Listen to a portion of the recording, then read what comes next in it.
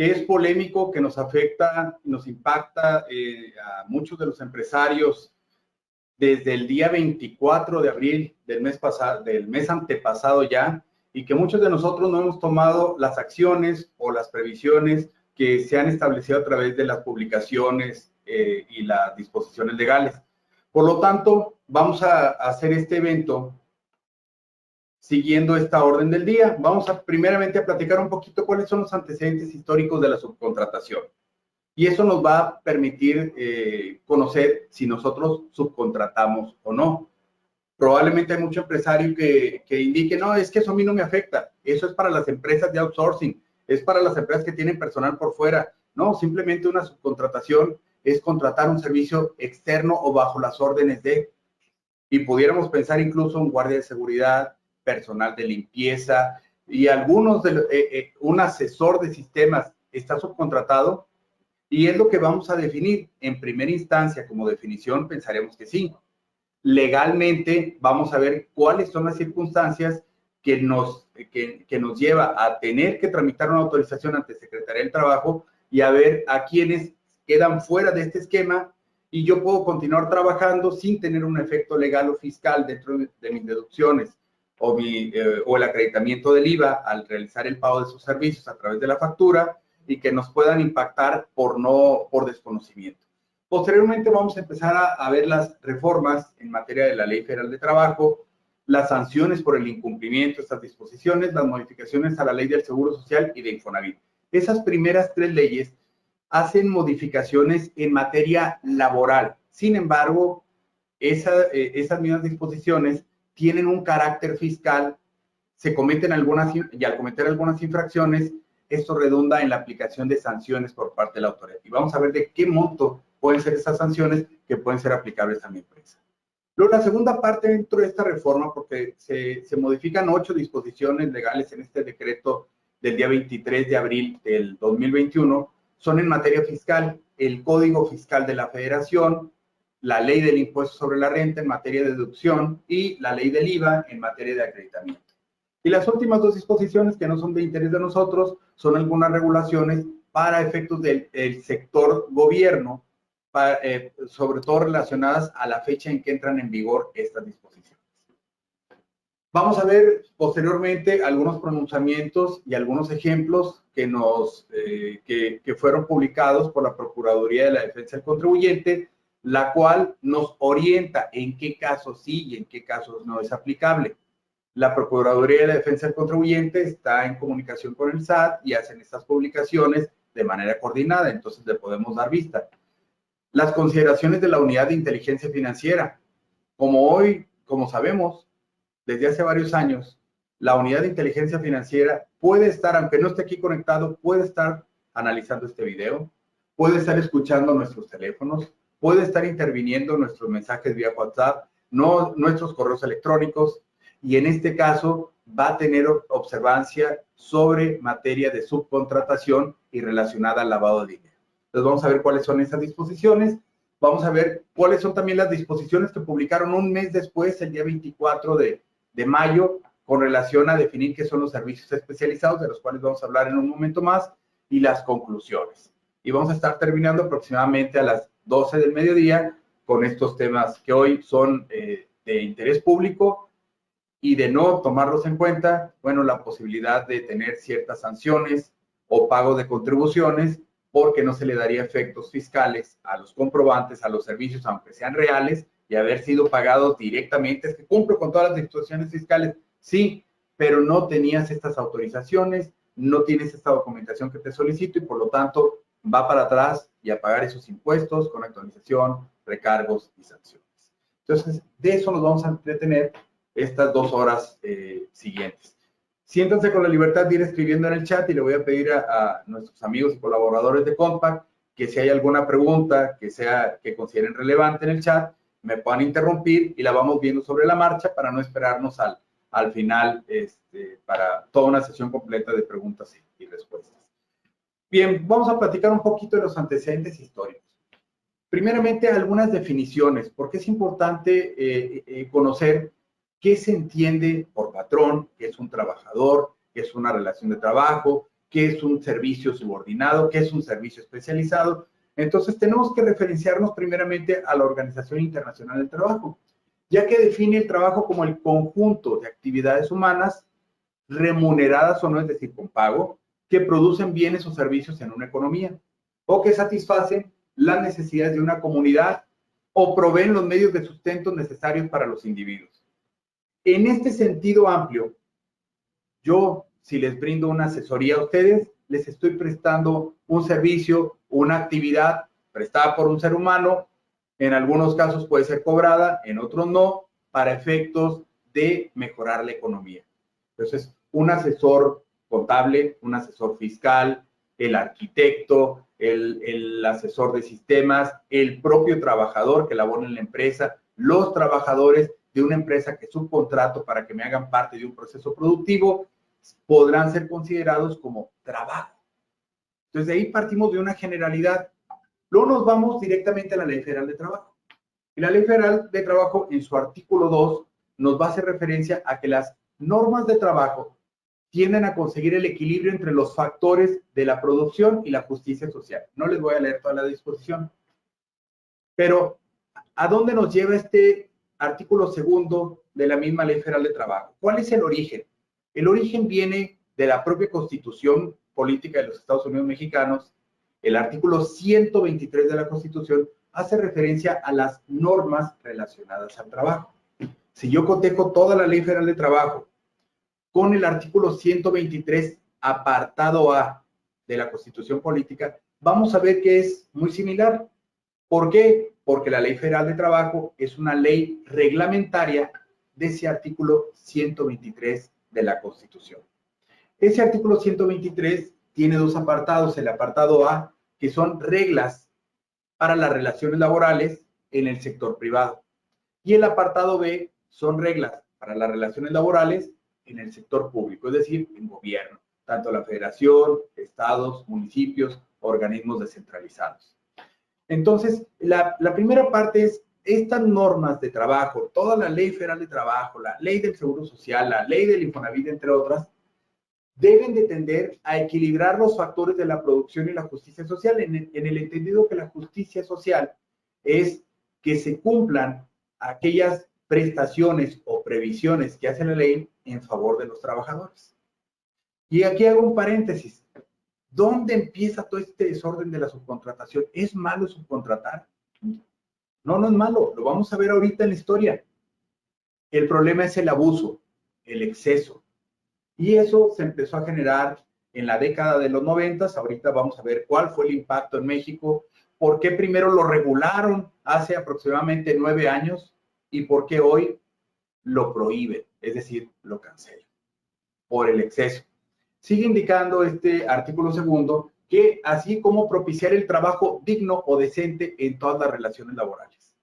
Llega un momento donde hay trabajadores que no tienen seguridad social, no tienen acceso a un crédito de vivienda, no tienen acceso a un crédito de comercio a través de Infonacot, no están pagando sus impuestos de manera adecuada y están realizando actividades a través de mecanismos que hasta cierto punto y bajo ciertas circunstancias pueden sonar ilegales. Pero el tema principal que le interesa a la autoridad es que están dejando de tener ciertos beneficios y uno de ellos en última instancia son las pensiones. Ahora bien, vuelvo a la pregunta inicial, ¿es bueno o es malo? No, es algo que es legal, era legal, porque ahorita ya lo hicieron ilegal, pero es legal la subcontratación, es necesaria la subcontratación. Vamos a suponer que yo soy una empresa constructora, que yo me dedico a edificar edificios y yo soy muy bueno en hacer los pozos, en meter las zapatas, en hacer toda la estructura, las columnas, las paredes, pero la gente que tengo no se le da a poner yeso. Y puede estar la estructura muy bien diseñada, muy bonita, y si el yeso está chueco se ve feo. Pero hay una empresa especialista en poner yeso. Yo pudiera contratarlos para que ellos se encarguen de que quede parejito y bonito. Sí, el problema es que hubo excesos. ¿Y dónde cayó el exceso? Realmente yo estoy facultado. Si yo voy a darme la tarea de construir un edificio, debo de tener personal que sepa instalar yeso. ¿Y qué es lo que hacía ese personal? Lo llevé a otra empresa, bajo otras condiciones laborales, pero finalmente todo el año laboran ¿con quién? Conmigo. Ese es uno de los ejemplos de excesos y es donde se pierde ese equilibrio. Derivado de que salió, pierde ciertos beneficios que están establecidos en las disposiciones legales. También se entiende por trabajo digno o decente aquel en el que se respeta la dignidad humana del trabajador, no existe discriminación por origen étnico, nacional, género, edad, discapacidad, condición social, condiciones de salud, religión, condición migratoria, opiniones, preferencias sexuales o estado civil, entre otras. El trabajo digno decente también incluye el respeto irrestricto a los derechos colectivos de los trabajadores, tales como la libertad de asociación, denominados sindicatos, autonomía. Si yo no me quiero afiliar, es mi decisión incorporarme a un sindicato o actuar por cuenta propia, el derecho de huelga y de contratación colectiva. Así, en 3 parrafitos, este artículo 2 nos define específicamente las normas de trabajo, no las relaciones de trabajo. Eso es lo que el gobierno debe cuidar al verificar las relaciones de trabajo entre patrones y entre trabajadores. Por eso es esta normatividad. Posteriormente, el artículo 3 también nos establece: el trabajo es un derecho y es un deber social. No es un artículo de comercio y exige respeto para las libertades y dignidad de quien lo presta, así como el reconocimiento a las diferencias entre hombres y mujeres para obtener su igualdad ante la ley. Por ejemplo, hoy a las mujeres se les da el derecho a tener ciertos horarios para amamantar a sus bebés cuando tienen, durante cierto tiempo, cierto periodo de vida. Hoy a los padres de familia pueden ser sujetos a un permiso cuando su esposa está en proceso de alumbramiento, es decir, cuando van a tener a su bebé, porque anteriormente no estaba permitido y era una falta. Entonces, vemos cómo, dependiendo de las necesidades de hombres o mujeres, también se van adecuando las leyes a las mismas, ¿no? Debe efectuarse en condiciones que aseguren la vida digna y la salud para los y las trabajadoras y sus familiares dependientes. Ahora vamos a entender qué es un trabajador. Trabajador es la persona física, no hay trabajadores empresas, es la persona física que presta a otra persona física o persona moral un trabajo personal, y aquí está la clave: subordinado. ¿Qué es subordinado? Entendiendo, si nos fuéramos a la definición, bajo las órdenes de. Y ahí fíjense que empezamos a delimitar el camino de la subcontratación prohibida y la permitida. Y les voy a poner un ejemplo. Yo como auditor, a mí me contrata una empresa para ir a revisar sus estados financieros. Me contrata, pero mi cliente no me dice qué trabajo voy a hacer. Yo me comprometo a entregar un informe una vez que haya hecho mis pruebas, que haya hecho el análisis de documentación y que yo verifique la información financiera. Y para esos efectos, yo puedo trabajar hoy desde mi oficina o puedo mandar a mis auxiliares a la empresa a que hagan un proceso de verificación, a levantar un inventario, a revisar las cuentas por cobrar, las cuentas por pagar. Sin embargo, en todo momento, en mi oficina y en las instalaciones de mi cliente, esa persona trabaja conmigo, no con el cliente.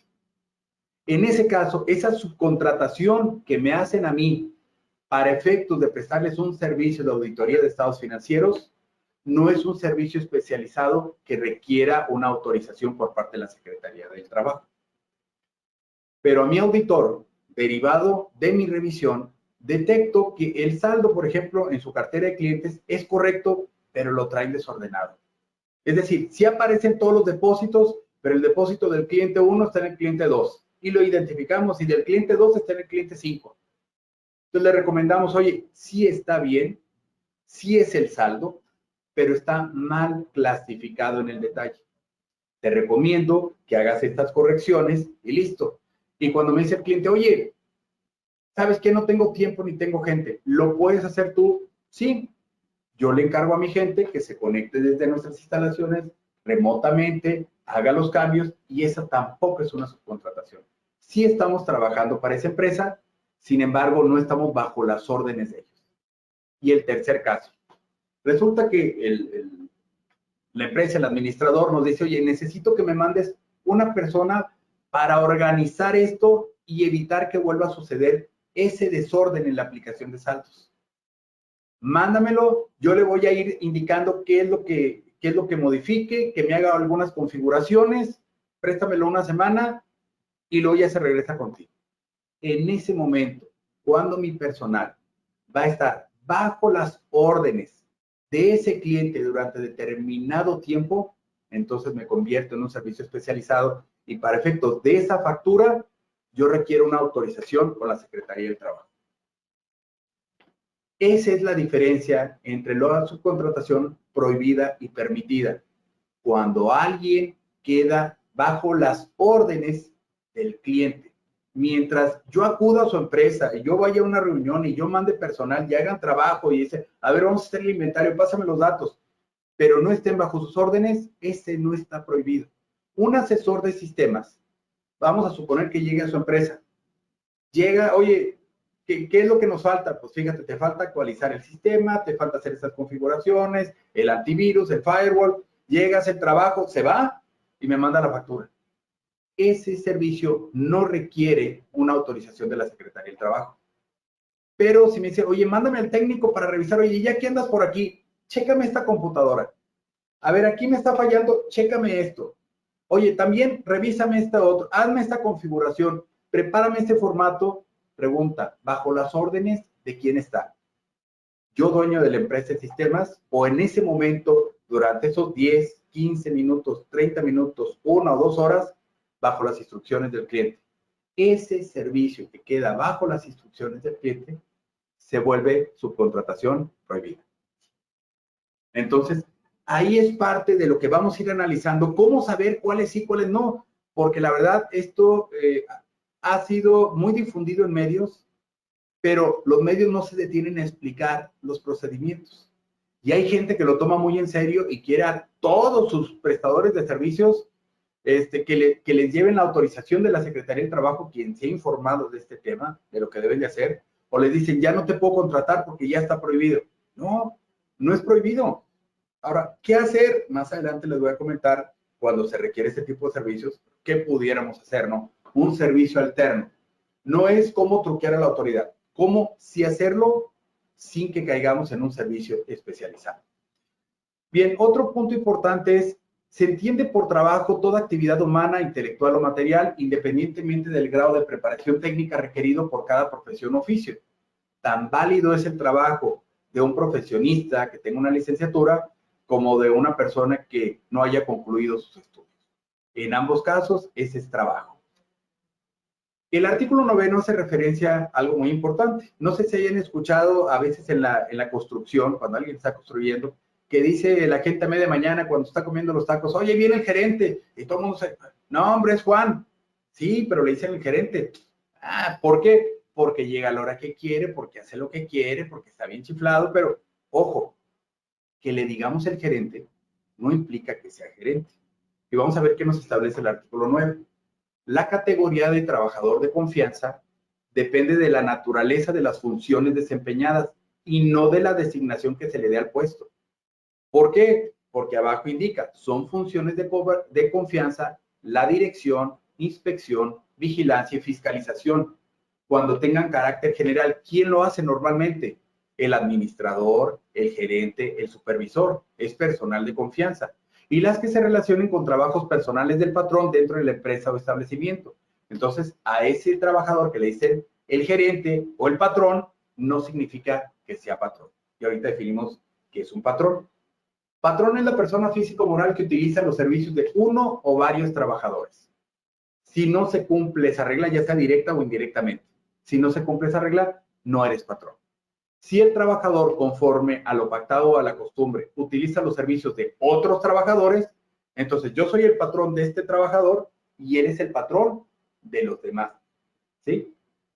Si es que está definido.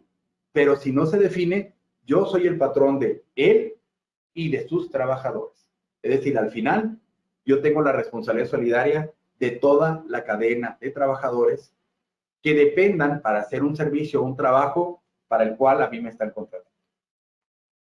El artículo 11 nos establece que los directores, administradores, gerentes y demás personas que ejerzan funciones de dirección o administración serán considerados representantes del patrón. Tan es así que para efectos de la ley del impuesto sobre la renta, en el artículo 94, donde nos define las características de los sueldos o salarios, viene una disposición que denominamos, que lo han escuchado, relativa a asimilados a salarios. Y ahí hay un error que no vamos a verlo ahorita de manera amplia, pero se los voy a platicar rápidamente. Ese artículo 94 establece: se consideran ingresos por la prestación de un servicio personal subordinado los sueldos, las prestaciones derivadas de la relación laboral, el reparto de utilidades y los ingresos derivados de la terminación de la relación laboral. 4 conceptos. Punto y aparte. Y luego establece lo siguiente: para efectos del impuesto se asimilan los siguientes. Es decir, para calcularles el impuesto. Y dentro de ellos, en la fracción 2, hace referencia a los directores, administradores, gerentes. Tan es así que la propia ley del ISR dice: ellos no son trabajadores, pero les puedes retener el impuesto igual que a un trabajador. Para efectos de la ley del Seguro Social, establece lo mismo: directores, administradores, gerentes son patrones, no son sujetos al régimen obligatorio del Seguro Social. Por lo tanto, hay que definir bien quién es patrón y quién es trabajador. Hoy que se hicieron los cálculos, y en este mes el de personas físicas, para efectos del reparto de utilidades, la propia ley, el artículo, no les quiero fallar, según yo es el 157 de la Ley Federal del Trabajo, los establece que quedan exceptuados, no se considerarán los que sean considerados patrones. Es decir, directores, administradores, gerentes, no juegan para el reparto de utilidades. Por lo tanto, ya una vez que definimos cuáles son las normas de trabajo, qué es la relación laboral, qué es un patrón y qué es un trabajador, entonces vamos a empezar a definir qué se entiende por subcontratar. Entonces vamos a buscar la definición y nos establece que la subcontratación es la contratación que una empresa hace de otra para que esta última realice parte de los servicios por los que la primera ha sido contratada directamente. En español, vamos a el ejemplo más común es en una constructora. Se va a hacer un edificio y a mí me contratan para que yo haga toda la obra gris. Yo ponga todas las columnas, zapatas, herramientas y demás. Pero yo, para poderlo llevar a cabo, yo contrato, como yo tengo 20 personas y ahí se ocupan 50, pues contrato a otras empresas para que me proporcionen su personal que ya tiene conocimiento, para que en conjunto hagamos esa obra. Yo soy el responsable, a mí me contrataron, pero yo subcontrato a otros. A mí me dan el contrato de toda la parte eléctrica de ese edificio, pero a lo mejor yo tengo la distribución que yo tengo son para las lámparas de iluminación, pero todas las cajitas, los sockets que van en las paredes, no. Entonces voy y subcontrato a otra empresa para que ellos surtan todo ese material requerido y nosotros nos encargaremos de la instalación y del cableado. Son algunos ejemplos de qué sería la subcontratación. Una empresa contrata a otra para prestar el mismo servicio. La subcontratación es un proceso que transfiere recursos y responsabilidades al cumplimiento de ciertas tareas a un tercero. Es decir, en lugar de hacerlo yo, lo vas a hacer tú. El responsable debo de ser. ¿Qué es el outsourcing? Fíjense, de acuerdo con la empresa Labor Mexicana, el outsourcing o tercerización, que más adelante vamos a ver la diferencia entre tercerización y terciarización. Son cosas diferentes. Es la práctica de obtener bienes y servicios de un proveedor extranjero. Entonces, malamente hemos utilizado el concepto de outsourcing, pero las reformas son en materia de subcontratación, no de outsourcing. Nosotros, al estar muy al norte del país, utilizamos muchos modismos americanos. Cuando nos referimos en algunos estados a la troca, pues es una camioneta, pero como en inglés es truck, entonces aquí le decimos la troca. Y así les puedo dar muchos ejemplos de palabras. Entonces, outsourcing es un concepto que está mal utilizado. Si lo viéramos, es fuera de la fuente, es su significado en español. Es un trabajo que se realiza fuera de la fuente, fuera de mi empresa. Sin embargo, no es un concepto adecuado. El concepto legal es subcontratación. ¿Cuál es la estadística? El outsourcing en México fue publicado hace tiempo por El Economista a través de la información de la Secretaría del Trabajo y Previsión Social. 3 datos para darnos una idea de los motivos por los cuales hoy le dieron reversa a esta materia. Existen a diciembre del 2020 4.6 millones de trabajadores. Se calcula que se encuentran relacionados con alguna figura de subcontratación laboral. Si consideramos que tenemos alrededor de 125 millones de personas y de ahí la población económicamente activa sea a lo mejor de unos 60 millones, hablar de 5 millones es una cantidad muy importante, un 12% de la población está subcontratada. 200,000 empleos son los que se añaden cada año al conteo de registros de trabajadores bajo alguna figura de subcontratación y 20,000 millones de pesos es lo que el gobierno federal calcula como la cifra en evasión de impuestos por malas prácticas de subcontratación laboral. Entonces, el principal motivo por el cual se están definiendo estas modificaciones es por la importante evasión de impuestos, la eliminación de prestaciones en favor de los trabajadores. Y esta lámina es muy representativa. Ahora bien, vamos a ver un poco de historia antes de entrar en materia de las disposiciones. La subcontratación no es una novedad. Fíjense, una de las primeras formas de producción se asentaba en el trabajo a domicilio, denominado en Inglaterra Putting Out System, constituyendo una especie de subcontrato entre el comerciante o, vamos a llamarle empresario principiante, capitalista y los trabajadores. Al no contar ni con toda la estructura suficiente ni con el conocimiento necesario para elaborar su producto, sino con la idea, este nuevo empresario contrataba bajo una relación comercial a quien tenía el conocimiento, a quien conocía cómo utilizar los materiales, a quien tenía la maquinaria o la herramienta necesaria para realizar el trabajo y en este caso proveer de la confección de la vestimenta, que era lo que vendía. Entonces, si se fijan, eso, a pesar de que tiene más de 200 años, esta práctica es lo que hace el nuevo empresario. Hoy el nuevo empresario que dice, yo tengo una idea, yo tengo un proyecto, yo tengo un trabajo que quiero hacer, pero no tengo los contactos de clientes, no conozco a los proveedores, no tengo el capital para adquirir la maquinaria, no tengo el dinero para rentar una bodega. ¿Y qué hace ese nuevo empresario? Empieza a rentar una bodega, subcontrata a alguien, oye, ¿cuánto te lo puedo vender en 100? ¿Cuánto me cobras? Pues yo te cobro 60, órale, tú me lo elaboras, yo te lo vendo y nada más me gano 40.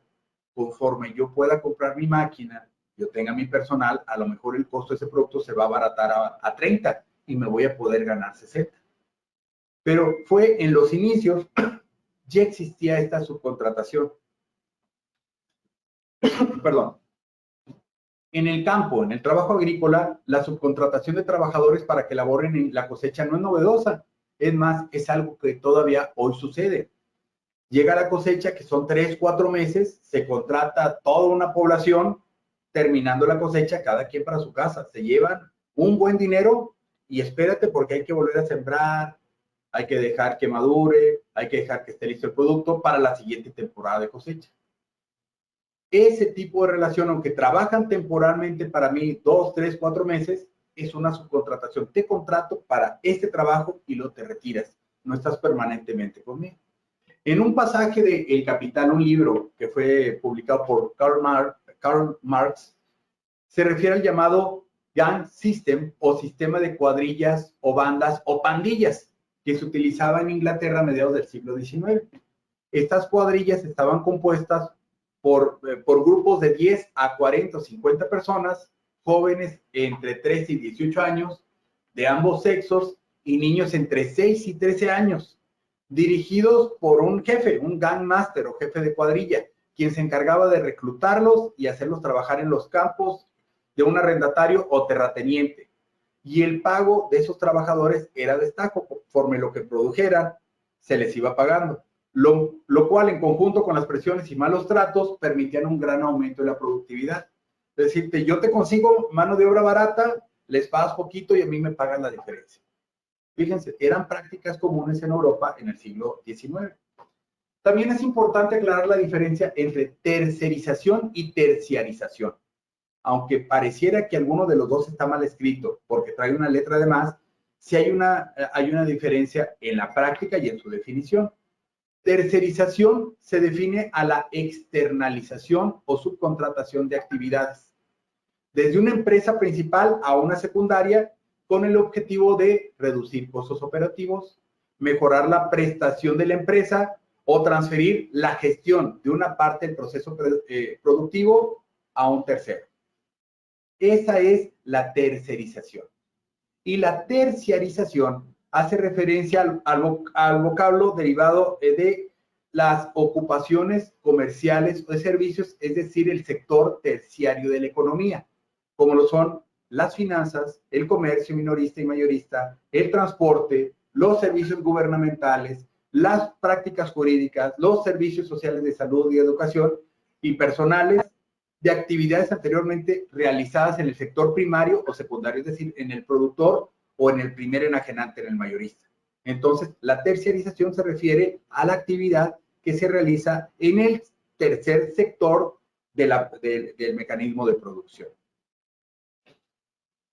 Denominamos subcontratista al proveedor de partes, de insumos o servicios, con el objetivo de completar el proceso productivo de otra firma.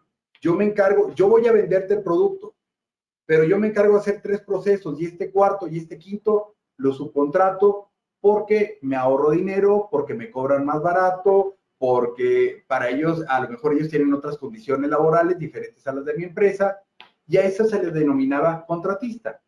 En los años 90 se multiplicaron las maneras de llamar esta actividad, es decir, había tercerización, externalización, descentralización, deslocación y hasta en el inglés outsourcing. En los 90, ¿por qué se empieza a detallar? La subcontratación implica no solo el traslado a un tercero distinto al que realiza la actividad principal de la responsabilidad de una tarea productiva, sino que también el desarrollo de esa parte de la producción o servicio necesarios para alcanzar el objetivo central de la empresa, considerando además que dicha exterioridad puede no ser necesariamente física, sino que puede tratarse tan solo de una gestión de una tarea puntual, para que se realice inclusive en el espacio físico de la empresa principal. ¿Dónde lo empezamos a desvirtuar?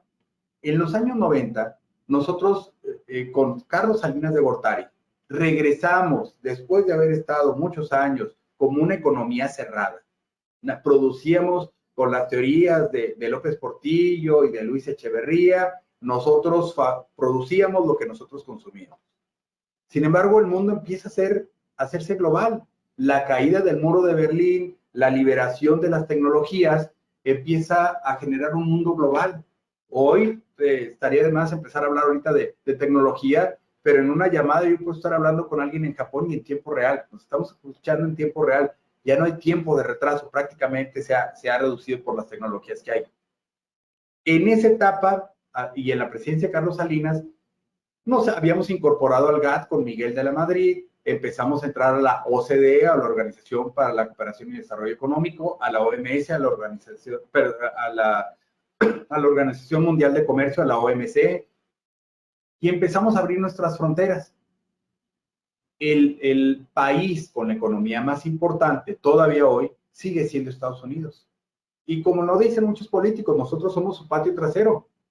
Muchos países prefieren venir a establecer sus plantas en toda esta región fronteriza norte de Tamaulipas, Nuevo León, Coahuila, Chihuahua, Sonora, Baja California, porque había mano de obra más barata y lo podían exportar prácticamente en un par de horas, ya estaba en el mercado americano. ¿Qué hacen esas empresas extranjeras? Se les abre el comercio y les permiten que lleguen a rentar una bodega, a rentar la máquina, a subcontratar personal, hacen el proceso productivo, lo venden y se llevaban las ganancias. Cuando se tenían que ir del país, simplemente gracias trabajadores, gracias al de la bodega, o el que lo hacía bien, gracias al de la maquinaria, cada quien llévese sus cosas y ya me voy. Hasta cierto punto creció la economía, mucha gente empezó a tener dinero y un sueldo mayor al que se pagaba en las empresas normales, pero ahí empezó la subcontratación. Problema es cuando ya no era una empresa extranjera, sino era una empresa mexicana. El costo para un empresario mexicano con relación a la mano de obra es muy alto. Un empresario tiene que pagar, de conformidad con la Constitución y las diversas leyes fiscales, contribuciones o aportaciones de seguridad social, como lo son las cuotas al Seguro Social, las cuotas a los fondos de retiro para obtener una pensión, las cuotas al Infonavit, los impuestos que existen en las diversas entidades federativas relativos al impuesto sobre nóminas, entre otras, y hay otras particulares en algunos estados. Esto puede costar desde un 35 hasta un 50% más de la nómina. Es decir, si a mí me cuesta un trabajador 10,000 pesos, yo puedo pagar desde 3,500 en promedio hasta 5,000 pesos más de puros impuestos. Además, el aguinaldo, la prima vacacional, donde el primer año más o menos es un 5% más, que son obligaciones establecidas en la Ley Federal de Trabajo. Por lo tanto, se vuelve muy costoso la mano de obra. Entonces empezaron los esquemas, a alguien se le ocurrió, oye, si registramos a través de una sociedad cooperativa y en lugar de hacerlo trabajador lo hacemos empresario y tiene otras condiciones para efectos del pago de impuestos, y si constituimos una sociedad civil, y si constituimos una sociedad cooperativa de producción o una sociedad civil universal o un sindicato, y entonces de ser una buena práctica le empezamos a convertir en una mala práctica. ¿Por qué? Ya no eres sujeto a pagarles el reparto de utilidades, no eres sujeto a cumplir con todas las obligaciones laborales, regístrate por honorarios, tú cumples con tus propias obligaciones y nos empezamos a quitar de todo ese costo adicional. Indebidamente, porque nunca dejaron de ser nuestros trabajadores. Les cambiamos, tratamos de simularlo con una figura legal o jurídica diferente. Este fenómeno normalmente se expresa en diferentes conceptos. Por ejemplo, subcontratación de una tercera empresa para que realice actividades o servicios no considerados como principales por una empresa madre o primaria. Actividades a llevarse a cabo dentro o fuera de esta última. Pueden llevarse a cabo aquí en mi empresa o en otro lugar. Se denomina intermediación, es en la gestión de la contratación, realizada por una empresa distinta a la que contrata, por ejemplo, para reclutar personal o para capacitar personal. También se define como empresas de servicios eventuales, suministrando trabajadores a su nombre para que realicen actividades temporales en la empresa principal. Desde la actividad a la que se dedica la empresa, oye, tengo una sobrecarga de producción, me llegó un pedido más grande, no tengo suficiente personal, necesito traerme 5, 10, 50 personas más. Y contratos de servicios u obra como trabajadores independientes, pero cobrando por el trabajo realizado a través de una factura o comprobante propio y haciéndose cargo de los impuestos correspondientes a su actividad, como lo hacemos los prestadores de servicios. Entonces, todas esas son las diversas formas como se genera este fenómeno. Les comentaba, con el neoliberalismo, como le llama esta nueva administración, dice, los sistemas de producción asentados en la tercerización se implementan con el objetivo de que las compañías concentren su esfuerzo en su núcleo principal. Esto es en lo que yo soy bueno. Y saquen fuera o desplacen de su radio de operación algunas actividades consideradas como secundarias o colaterales. Por ejemplo, fíjense, cervecería aquí en Monterrey se creó en el año de 1890 y en un principio ellos hacían todo. Hacían el producto, la cerveza, fabricaban las botellas, la ficha, la etiqueta, los cartones que eran de cartón, válgame, donde venían las cervezas, y todo lo hacían en ese momento. En alguna reestructuración corporativa, empezaron a llevarse las botellas de vidrio y crearon vitro. Los cartones para la cerveza en empaques de cartón titán. Y cada una de ellas se fue especializando. Dijeron, estos productos que lo haga alguien más y yo te lo compro a ti. Y a lo mejor eran más eficientes porque únicamente se dedicaban a hacer cajas de cartón. Entonces, en el corazón productivo de la organización queda entonces un número reducido de trabajadores que si tuviera todos ellos contratados, y lo que sucede normalmente es que comienzan a diferenciarse las condiciones de trabajo. Bueno, aquí yo te daba todas estas prestaciones, pero en esta otra empresa probablemente y normalmente son menores. Entonces, diferencias en las condiciones de empleo y de trabajo entre los que forman parte de la producción central de la empresa. Finalmente, esa empresa, cervecería, si no tenía la caja de cartón, si no tenía la ficha, si no tenía el envase, si no tenía la etiqueta y mucho menos el líquido, no podía vender cerveza. Pero lo que hicieron es cada una de ellas condiciones de trabajo diferentes. El beneficio fundamental era la reducción de los riesgos para la empresa madre. Entre las subidas y bajadas de la economía en estos años, unos por problemas mexicanos, tuvimos 30 años de una inflación muy elevada.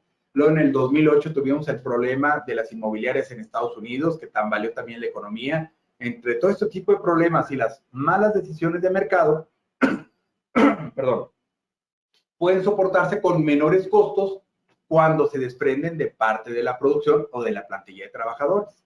También todos los trabajadores pertenecían a un mismo sindicato, es decir, a un mismo organismo colectivo. Al desmembrarlos, entonces pesa menos cada uno de esos sindicatos o cada de esos grupos, de tal manera que las demandas de un sindicato representativo adquieren más densidad y relevancia en el momento de la toma de decisiones, lo cual ocasiona que el nivel de conflicto se concentre en un mismo espacio y se pueda torcer la voluntad empresarial. Por eso tronó Fundidora de Fierro y Acero Monterrey. Llegó un momento que eran tantas las prestaciones que los márgenes de ganancia no daban para pagar las prestaciones sindicales. ¿Cuáles fueron las consecuencias? Una de las primeras para los trabajadores y sus organizaciones fue el desmembramiento de los colectivos obreros. Nosotros vimos a partir de los 90 cómo aquí era muy sencillo. Yo empezaba a construir mi casa y me caía el sindicato. Me pagas un contrato de protección o te pongo una huelga aquí, te pongo las banderas. En mi empresa llegaban, me pagas un contrato de protección o te traigo varios taxis y te pongo una huelga. Empezó a cambiar la cultura cuando se empezaron a desmembrar, se le bajó el peso a las uniones colectivas o sindicatos y entonces permitió otra dinámica empresarial. Sumada a la política tradicional de individualización del neoliberalismo, es que cada quien por su cuenta, la subcontratación tiene entre sus objetivos la generación de espacios de producción diferenciados, con grupos de trabajadores en cada uno de ellos también diferenciados. En la fabricación de un mismo producto o en la provisión de un mismo servicio pueden intervenir distintas empresas, entonces lo segmento todo y pierde poder esas uniones colectivas donde llegaban, oye, la ley establece 15 días de aguinaldo, pero nosotros queremos 50.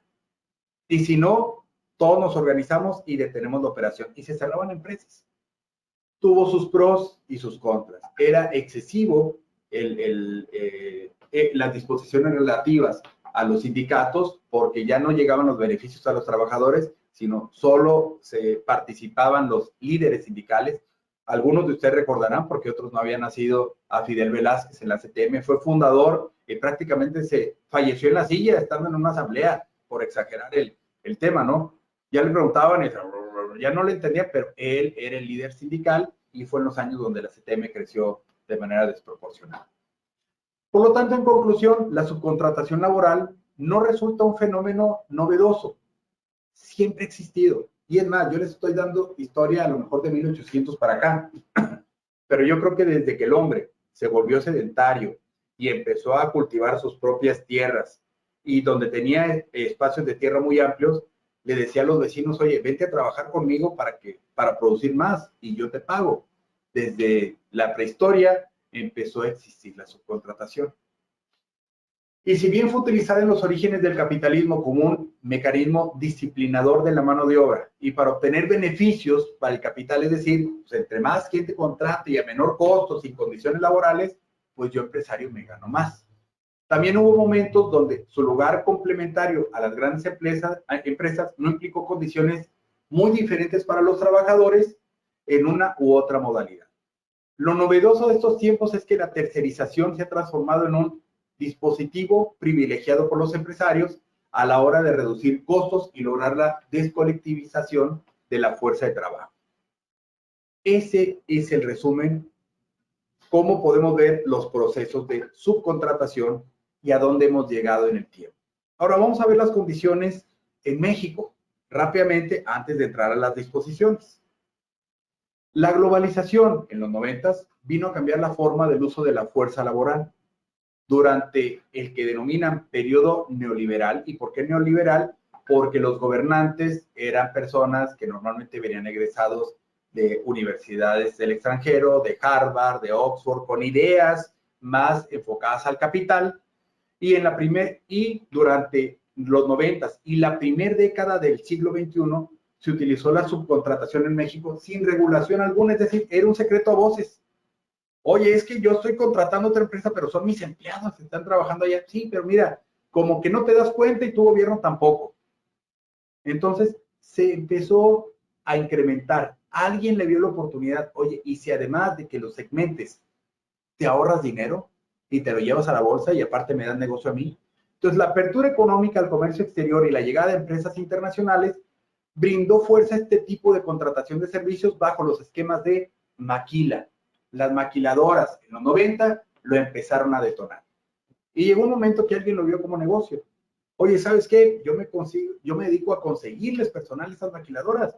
Llegan a México, oye, yo necesito 100 personas, ¿quién me las consigue? Pues yo te las consigo. Y yo te voy a cargar un sobreprecio por yo administrarte a todo ese personal. El 28 de septiembre del 2012 se avaló a través del Congreso la modificación a la redacción del artículo 15 de la Ley Federal del Trabajo para que se eliminara la figura de responsabilidad compartida. Y el Congreso de la Unión aprobó en su artículo 15A requisitos para admitir este régimen de subcontratación, el cual fue publicado prácticamente un día antes de que Felipe Calderón saliera de su gobierno. El día 2 días antes, el 28 de diciembre del 28 de noviembre del 2012, el 28 de septiembre fue aprobado por el Congreso. El 28 de noviembre entran en vigor las disposiciones a la nueva Ley Federal de Trabajo, donde se crean los artículos 15A, B, C y D, donde se establece, ya no era responsable solidario de toda la cadena de trabajadores. Dice, si tú subcontratas a alguien y él se hace responsable de sus trabajadores, entonces el patrón es él y todas las obligaciones las cumple él. ¿Por qué? Porque era una práctica que ya veníamos haciendo. El problema es que denominamos como responsable a un tercero que no existía o que era difícil de encontrar. Entonces yo me beneficiaba del trabajo y a la hora de que el Seguro Social quería cobrar cuotas o el Infonavit o recaudar el impuesto sobre la renta, el Servicio de Administración Tributaria, no encontraban al patrón. Los trabajadores se quedaban en el aire. Sin embargo, yo ya no era el responsable solidario. Y esas normas estuvieron vigentes desde prácticamente diciembre del 2012 hasta hace poco más de un mes. Entre otras, se aprobaron la subcontratación que no puede abarcar, no podía, porque ya no existe, la totalidad de las actividades, debe justificarse por su carácter especializado y no puede comprender tareas iguales o similares a las que realizan el resto de los trabajadores al servicio del contratante. Y entonces, ¿a qué nos daba pie estas disposiciones? A que los trabajadores, yo sacaba toda la plantilla completa. O sea, yo no podía tener obreros que elaboraran, perdón, está apareciendo aquí una.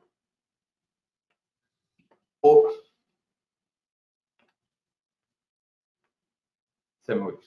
Obreros que hicieran una parte del trabajo aquí y otra parte igual fuera. Entonces, sacaba todos. Y es donde empieza el ingenio humano a diseñar estructuras para efectos de ahorrarle impuestos, en teoría ahorrarle impuestos al trabajador y llevarse un peso de ganancia. Y al principio se ganaban un peso, luego dos, y luego llegó a ser cantidades muy importantes de dinero.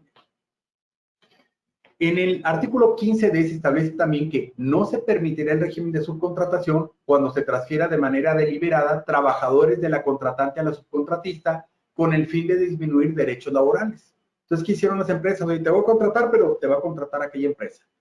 Porque en ese momento, cuando entró en vigor, no, mi plantilla yo no la podía pasar. Y sin embargo, se hizo esto a través de los años durante los cuales estuvo vigente, llegaban a venderme esquemas de subcontratación, y tú dalos de baja, yo los contrato y luego yo te facturo a ti. Oye, pero te van a pescar aquí, ¿no? Los contratos 5 empresas más adelante y esa le factura esta, y yo a ti. Entonces ahí perdemos, lo cual era muy obvio para la autoridad. El día que llegaba la autoridad a las instalaciones, verificaba, ¿dónde trabajas? Pues con tal empresa. Y al darle seguimiento al rastro de cómo se van prestando servicios, llegábamos a que esa empresa realmente era un puente para tener a mis trabajadores necesarios, indispensables para mis actividades productivas. Realmente quien le tocó implementar todo esto fue a Enrique Peña Nieto, ya que lo publicó Felipe Calderón previo a salir de su gestión. Las estadísticas de 2013 a 2018 se crearon 4.676.000 empleos con un salario registrado de 1 a 2 salarios mínimos. Y esto de conformidad con el informe del sexenio del empleo precario y los bajos salarios, elaborado por el Instituto de Investigación para el Desarrollo con Equidad de la Universidad Iberoamericana. La reforma laboral sería uno de los elementos claves en la persistencia de la pobreza, según esta institución. Motivos de la reforma. La secretaria de Trabajo y Previsión Social actual, Luisa María Alcalde, dentro de su exposición de motivos para proponer estas modificaciones, estableció algunos conceptos. Por ejemplo, ella indicaba que la subcontratación es una simulación laboral respecto a quién es el verdadero patrón, que afecta también a la hacienda pública. Si ese trabajador no percibe un sueldo, no paga impuestos sobre la renta. Si ese trabajador no percibe un sueldo, si percibe otro tipo de percepción, no tiene derecho a las prestaciones de seguridad social. Y asimismo, los trabajadores solo son subregistrados en el Seguro Social, provocando que se jubilen con salarios muy bajos, tengan afectaciones en los fondos de vivienda, las liquidaciones, indemnizaciones, despidos, licencias de maternidad o accidente también se vean trastocados. En el fondo, tienen razón. En las formas es donde habría que ver por qué, porque lo hicieron de manera generalizada en lugar de enfocarse específicamente en esos casos. Inicio el cambio y podemos ver que en los últimos años, todavía estando a cargo Peña Nieto, a mediados del 2016, primero se emite una jurisprudencia por un pleno de circuito del Estado de Jalisco, señalando que en el régimen de subcontratación de personal no se cumple con lo que establece el artículo 15A, es decir, que abarque la totalidad de las actividades iguales o similares en su totalidad que se desarrollen en el centro de trabajo. No se justifique por su carácter especializado y que no comprenda tareas iguales o similares a las que realiza el resto de los trabajadores. Indicando también que no se deberá trasladar el IVA correspondiente al estar en presencia de una prestación de servicios subordinados y los sueldos no causan IVA. Entonces, cuando a ti eso lo estableció un tribunal, un pleno de circuito, allá en Jalisco. Dijo, estos servicios realmente es mano de obra. ¿Por qué causas IVA si la mano de obra no es objeto de IVA? Pero bien, como fue una tesis, una jurisprudencia, y esa aplica hasta que hay un tema procesal, es decir, un litigio, no es aplicable a los contribuyentes comunes y mortales como nosotros. En 2016 también se adiciona como un requisito para poder deducir los pagos hechos por la subcontratación, en que el contratante obtenga copia de los comprobantes fiscales por los pagos de salarios, los acuses de recibo de las declaraciones de retenciones y el pago de cuotas al Seguro Social. Y en materia de IVA también se añadía como requisito que el contratante obtuviera del contratista la declaración y el acuse del pago del IVA, lo cual era ilógico, porque mi IVA no se determina en función de un cliente, sino es la mezcla de actos o actividades de diferentes conceptos. Si yo compro una camioneta, me va a impactar el IVA. Si yo presto otro servicio, tengo varios clientes, me impacta de manera diferente el IVA. Entonces, necesariamente lo que pedían era recaudar la declaración, pero no se iba a ver reflejado ese impuesto pagado, probablemente, por la mecánica de determinación del IVA. Esto nunca surtió efectos, lo trataron de implementar a través de un aplicativo en el portal del SAT, sin embargo tuvo muchas deficiencias, lo detuvieron y nunca entró en vigor. Pero fíjense, en 2016 algo tenemos que hacer, no es propio de esta administración. También en el 2016 se crea el CFDI de sueldos y salarios, el de nóminas. Además se adiciona una cantidad importante de información en los casos que fueran servicios de subcontratación. En dicha sección se debe informar el RFC del contratante, así como el porcentaje de tiempo de la persona que les presta servicios. La Unidad de Inteligencia Financiera en el 2016, junto con la Secretaría de Hacienda, publicó las interpretaciones de la ley antilavado. LFPORPI es el equivalente a la ley antilavado, relacionadas con el outsourcing. A quienes prestan el servicio de subcontratación, en términos del artículo 15A de la Ley Federal de Trabajo. En dicho aviso que se tiene que presentar ante el portal de la ley antilavado, se señala que ahora los servicios de subcontratación de personal serán considerados como actividad vulnerable y por lo tanto se deberá cumplir con los requisitos de recabar información y bajo ciertos lineamientos presentar declaraciones mensuales, periódicas a esta institución. También en el 2019 vimos que se aprueba en la fracción cuarta del artículo 1A, y válgame la mala expresión, pero mañosamente lo publican mal. Iba enfocado en todo momento a la subcontratación de servicios. Dice, ese personal es tuyo, diferente al servicio que le puede prestar un asesor de sistemas, un abogado, un contador, un arquitecto, donde es una prestación de servicios independientes. Pero lo que hizo nuestro Congreso es acotarlo, en lugar de indicar servicios de subcontratación, dejó el término genérico servicios. Aquellas personas morales o físicas, actividades empresariales, que reciban servicios, entonces deberán ser sujetas a una retención del 6% del impuesto. Y se tardó la autoridad, eso fue publicado en diciembre del 2019, se pasó diciembre, se pasó enero, y muchas empresas, por el temor al SAT, empezaron a hacer retenciones a diestra y siniestra. Pues en calidad de mientras te voy a retener el 6%. Oye, pero yo no soy sujeto a esa retención. Como no lo han definido, te retengo. Y durante el mes de enero hubo una cantidad importante de retención. Finalmente, hasta el 31 de enero del 2020, el Servicio de Administración Tributaria publica un criterio normativo y donde ya lo deja un poco más claro. Y un poco, porque todavía siguió habiendo a quien lo interpretaba de manera diferente y hubo quien siguió realizando esa retención durante todo el año. Y en tal criterio indicaba que los servicios en los que se ponga personal a su disposición, se entiende que habrá retención cuando las funciones de dicho personal sean aprovechados de manera directa por el contratante o una empresa relacionada, es decir, una parte relacionada de ese cliente. Era el ejemplo que yo les daba al inicio, donde yo mando a un asesor para que esté bajo las órdenes de mi cliente y le va diciendo, oye, de una vez configúrame esto, cámbiame esto otro. Ahí se entiende que hay una subcontratación sujeta a esta retención del 6%. Si yo mandaba un asesor bajo mis instrucciones, pero se tenía que trasladar, hacer la configuración y se retiraba, eso no era sujeta porque nunca entraba bajo las órdenes del cliente. Pero ese criterio lo publicaron hasta el 31 de enero del 2020 y durante todo ese mes de enero y algunos meses más del 2020 hubo esa incertidumbre. Hasta ahí sería el antecedente principal de cómo llegamos a esta reforma. Y finalmente, ¿por qué la autoridad dice, mira, se están vulnerando los derechos de los trabajadores? Entonces tenemos que eliminarlo. Espérame. Una cosa es eliminarlo y otra cosa es restríngelo y señala cuáles actividades son las que deben de llevar cierto control. Pero bien, vamos a ver qué fue lo que publicó la autoridad.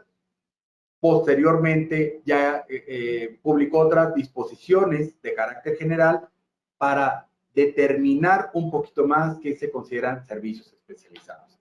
El 23 de abril del 2021 realiza esta publicación y fíjense, en la edición vespertina. Hace años, cuando el diario oficial lo recibíamos en papel, llegaba todos los días a las 6 de la mañana al aeropuerto, lo surtían aquí en diversos puntos donde se compraba el diario oficial, y si había una reforma fiscal, era como contadores ir a hacer fila para que te vendieran el diario oficial o si tenías suscripción para que te lo entregaran, empezar a leer y normalmente era en la mañana. Hoy algunas publicaciones que son hasta cierto punto controversiales, las publican en la tarde. Día 23 de abril, en la edición vespertina, sacan esta trascendente reforma.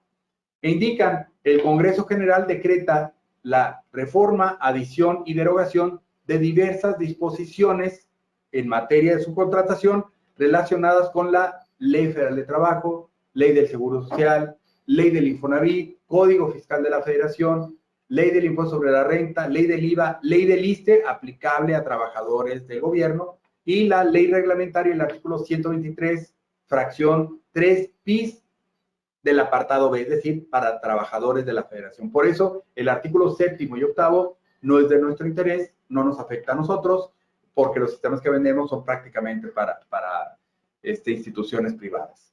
Ahora, de estas 8 artículos, más 10 transitorios que iremos viéndolos mezclados con cada uno del articulado, entran en vigor en diferentes fechas. Por ejemplo, el 24 de abril, un día siguiente a su publicación, entraron en vigor las reformas a la Ley Federal de Trabajo, la Ley del Seguro Social y la Ley del Infonavit.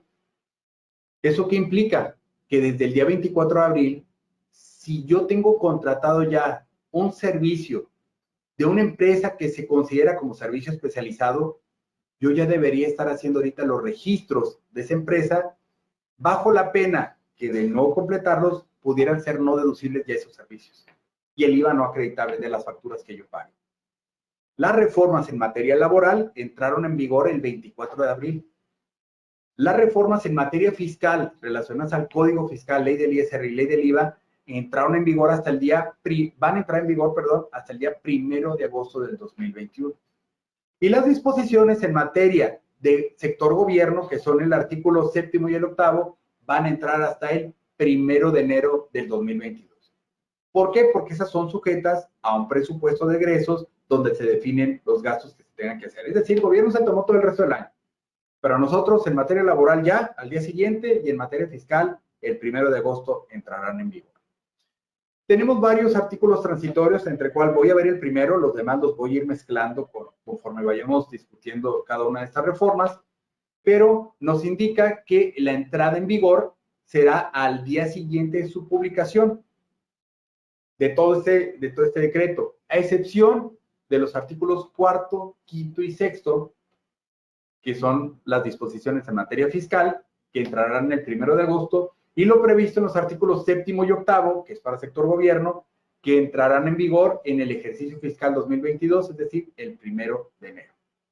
También nos establece que dentro de los 30 días naturales siguientes a la entrada en vigor de este decreto, la Secretaría del Trabajo deberá expedir las disposiciones de carácter general para efectos de definir las reformas que vamos a ver ahorita en el artículo 15, párrafo 6º de la Ley Federal de Trabajo, las cuales fueron publicadas el 24 de mayo del 2021. Y hasta ahí voy a ir viendo el resto de transitorios conforme vayamos avanzando en los artículos. Ahora bien, hay un concepto en materia de derecho que se denomina antinomía. Y fíjense, no los quiero hacer expertos en materia legal, pero ¿qué es la antinomía? Es la situación en que dos normas pertenecientes a una misma disposición o a un mismo sistema jurídico que coinciden o concurren en el mismo tiempo, espacio y material de validez, donde atribuyen consecuencias jurídicas incompatibles. No le entendí. Alguien va a decir, no le entendí. Y va de nuevo. Una antinomía es cuando me dicen, sí se puede, pero no se puede. Pues es ilógico, ¿no? Y se los voy a demostrar y luego lo empezamos a analizar. Artículo 12 de la Ley Federal de Trabajo. Fíjense cómo inicia. Queda prohibida la subcontratación de personal. Coma, hasta ahí es una primera frase. Se prohíbe subcontratar personal. ¿Y cómo inicia el artículo 13? Se permite la subcontratación de servicios especializados o de ejecución de obras especializadas. A ver, cuando se prohíbe algo no se puede permitir. O se prohíbe o se permite. Pero no hay manera de que coincidan ambas.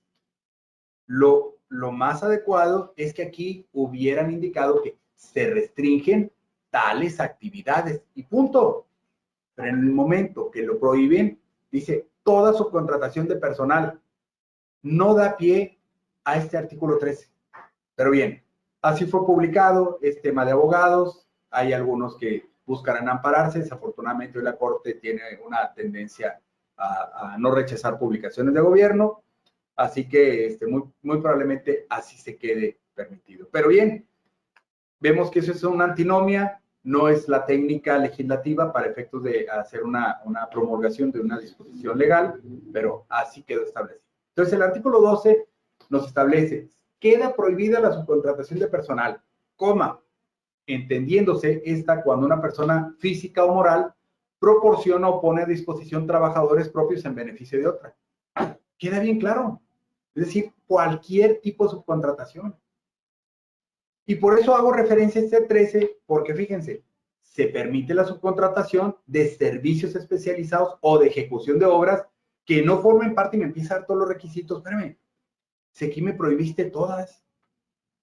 Pero bien, las agencias de empleo o intermediarios que intervienen en el proceso de contratación de personal podrán participar en el reclutamiento, selección, entrenamiento y capacitación, entre otros. Y ahí nos abre una gran puerta. Estas no se considerarán patrones, ya que este carácter lo tiene quien se beneficia de los servicios. Y les voy a dar un ejemplo. En el caso de prestadores de servicios de sistemas, sus asesores de sistemas, donde ustedes dicen, oye, no me lo puedes mandar para que me haga estos procesos, necesito que me modifique, que me cambie un formato. Si yo se lo envío al cliente y él le da las instrucciones, claro, que quede prueba de que así fue el servicio, ese quedaría prohibido. Pero, ¿qué sucede si ahora mi servicio implica que yo capacite al personal del cliente en cómo hacer esos cambios? Entonces caigo en este segundo párrafo porque yo ya no me estoy dedicando, yo ya no quedo bajo las órdenes. Yo le voy a prestar un servicio de intermediario para efectos de ese cliente. Artículo 13. Se permite la subcontratación de servicios especializados o, es decir, son dos temas diferentes, servicios especializados o de ejecución de obras especializadas. En primera instancia son los dos servicios que se permiten, que ambos son subcontratados. Vamos a ver los requisitos. 1, que no formen parte del objeto social ni de la actividad económica preponderante del cliente, para parafrasear. Normalmente, y les puedo decir que en mis más de 30 años de vida laboral, cuando un empresario va a conformar una sociedad, lo primero que le recomienda el notario, el abogado y el contador es ponle un objeto amplio. ¿Por qué? Ponle a lo que te vas a dedicar y hasta lo que quisieras dedicarte y a lo que no te dediques, por si se ofrece. En la mayoría de escrituras constitutivas, el objeto social viene amplio y al final viene haciendo referencia a un artículo 75 del Código de Comercio. Y cualquier otra actividad, siempre y cuando esté dentro del marco de la ley, lícita. Ahora, si yo tengo una actividad que requiero subcontratar, que yo no la hago, pero que viene en mi escritura, entonces yo no pudiera subcontratar. Y hoy, antes de analizar todas las disposiciones, hay quien escuchó lo que estoy diciendo, no dicho por mí, así lo escuchó en las publicaciones de los diarios, de la televisión y de todos los medios donde se difundió, y ahorita están saturadas las notarías. Quítame, ponme, agrégale, quítale, bórrale de mi objeto social.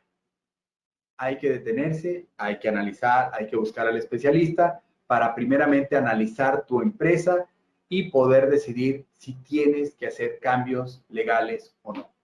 Pero bien, lo que nos establece este 13 es que si esa actividad que yo quiero subcontratar es parte de lo que yo debo de hacer porque está permitido en mi objeto, entonces yo no los puedo subcontratar.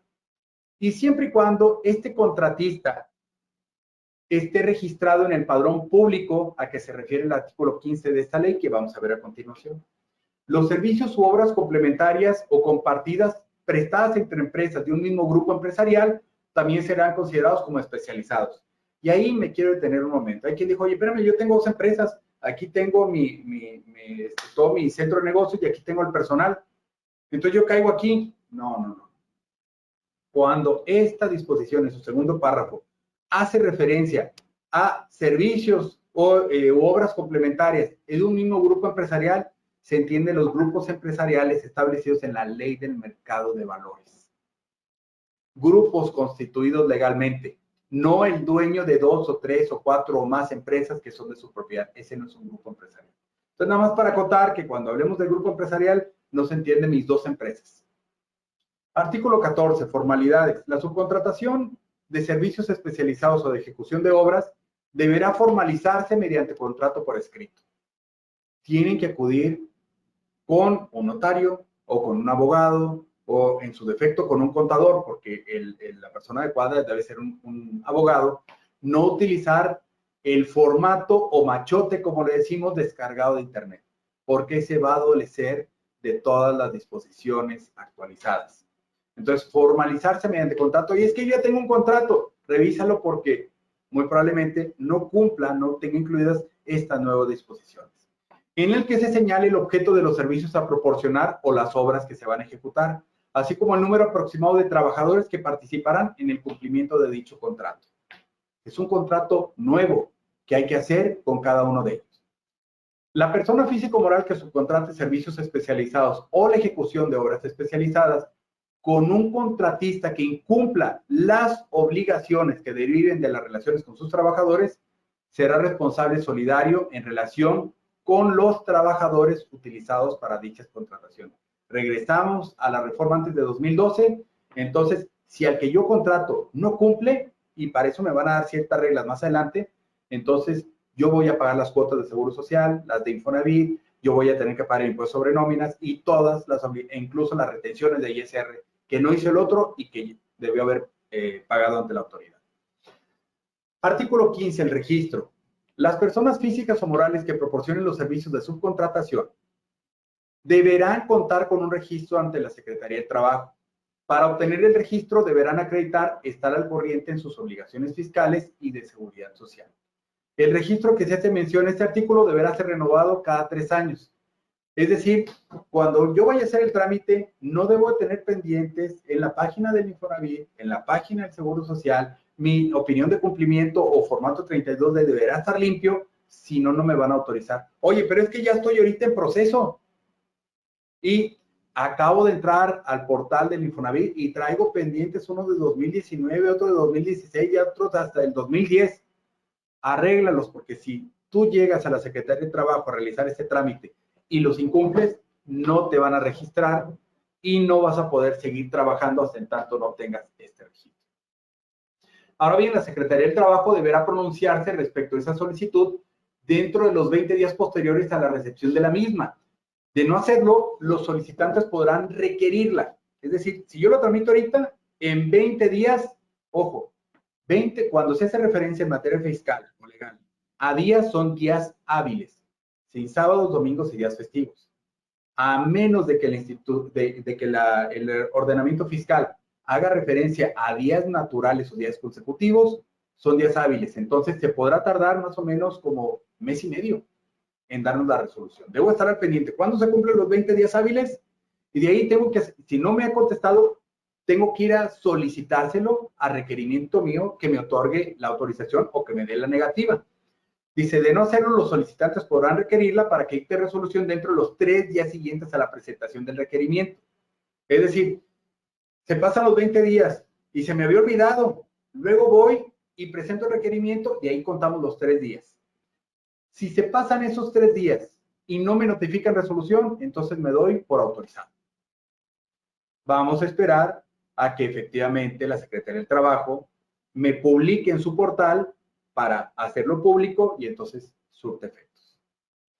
La Secretaría del Trabajo negará o cancelará en cualquier tiempo el registro de aquella persona físico-moral que no cumpla con los requisitos. Ojo, una vez que caes en ese padrón, tienes que estar cumpliendo, porque a criterio de ellos, si mañana ellos en sus convenios con el SAT ven que incumpliste, que no presentaste la declaración en tiempo del mes de abril, en ese momento va a decir, vas para abajo.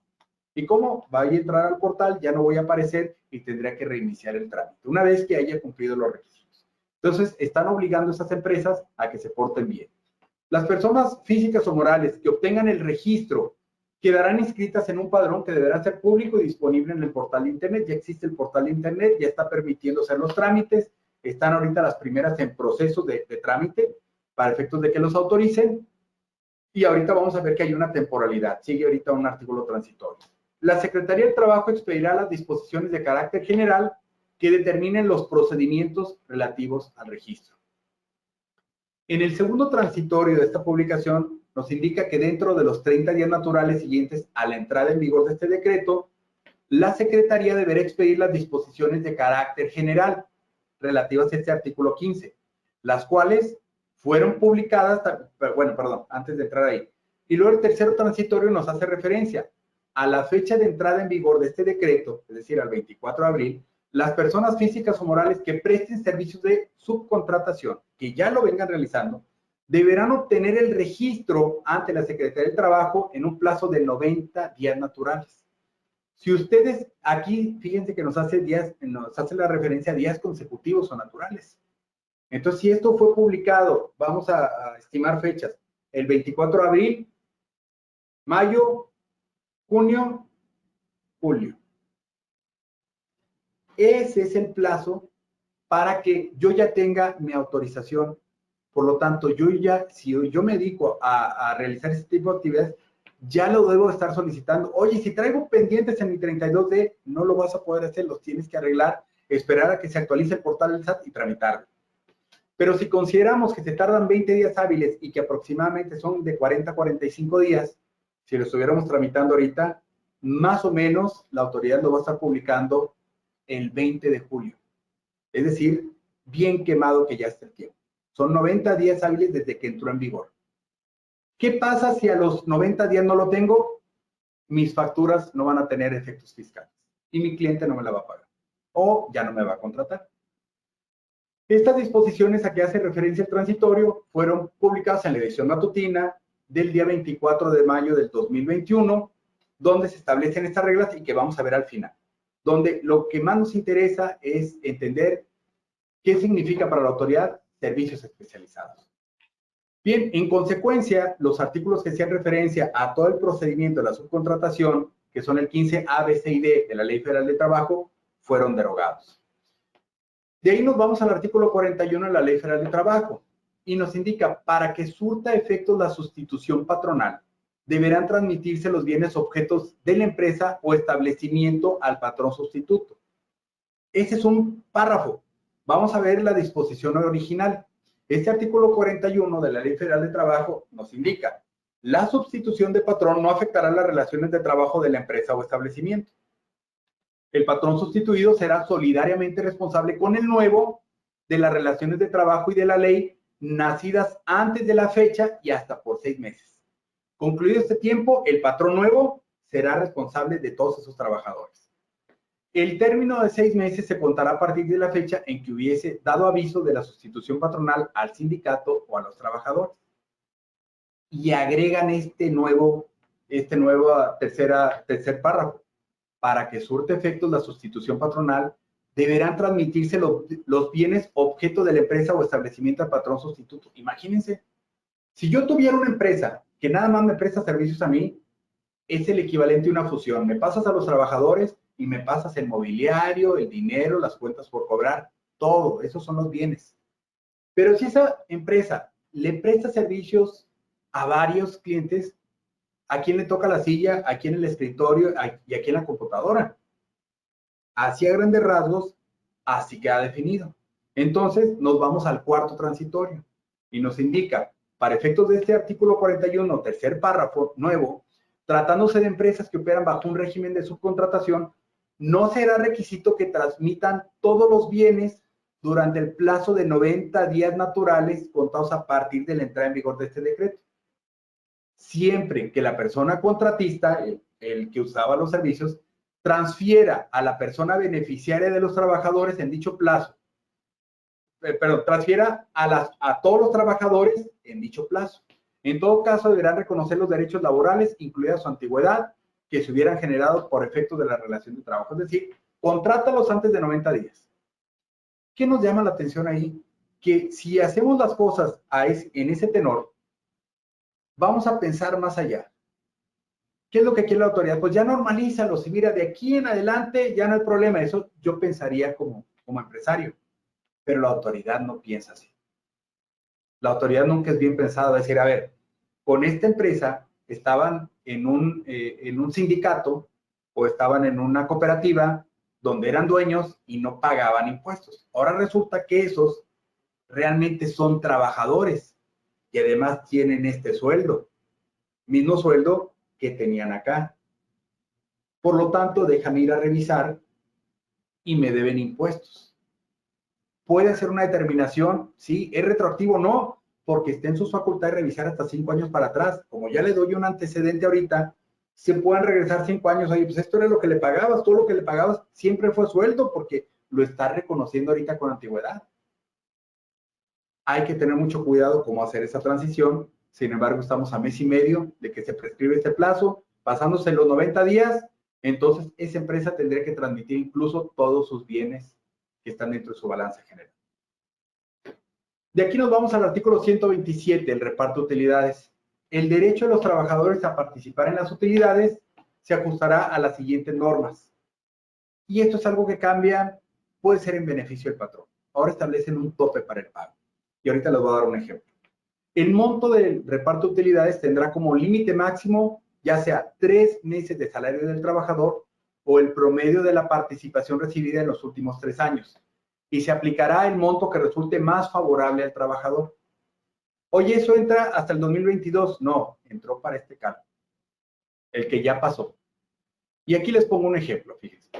Vamos a ver primeramente el tope de 3 meses y el promedio de los últimos 3 años. Tenemos el caso de un empleado que gana 10,126 pesos. Perdón, ese es el monto del reparto de utilidades ya determinado. Le tocan 10,126. Si yo lo voy a medir con relación al tope de 3 meses, yo diría, si ese trabajador gana 5,000 pesos, en 3 meses gana 15,000. Si yo comparo la PTU de él, 10,000 contra el tope de 15,000, no le voy a dar 15,000. Ese es el tope máximo. Yo le voy a pagar 10,126. Caso número 2. A ese empleado le toca ahora una PTU de 20,135 pesos. Sin embargo, su salario tope es de 15,000 pesos. Yo comparo los 20,000 contra los 15,000 y entonces yo tendré un tope de pagarle hasta 15,000 pesos. Oye, ya no me va a cuadrar. ¿Sí? Si yo tenía que repartir 100,000 pesos en total, pues ya me estoy ahorrando 5,000, voy a repartir aquí 95. Eso ya está establecido.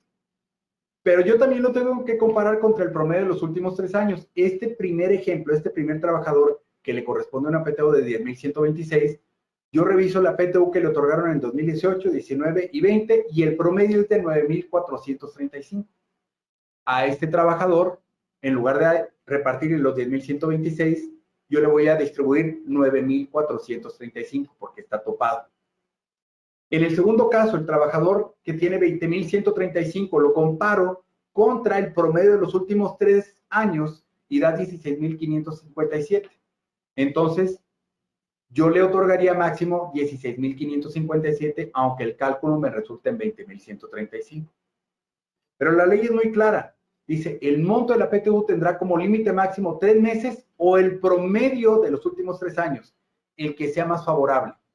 Entonces, yo termino comparando el primero. Le tocan 10,126. De acuerdo al tope de 3 meses, son hasta 15,000.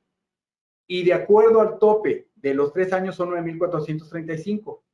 ¿Cuál es el tope más alto? 15,000. Yo le otorgo los 10,126. No más, no 15,000, lo que le corresponde. En el segundo caso, el importe de la PTU es de 20,135. El primer tope me da 15,000. El segundo tope me da 16,557.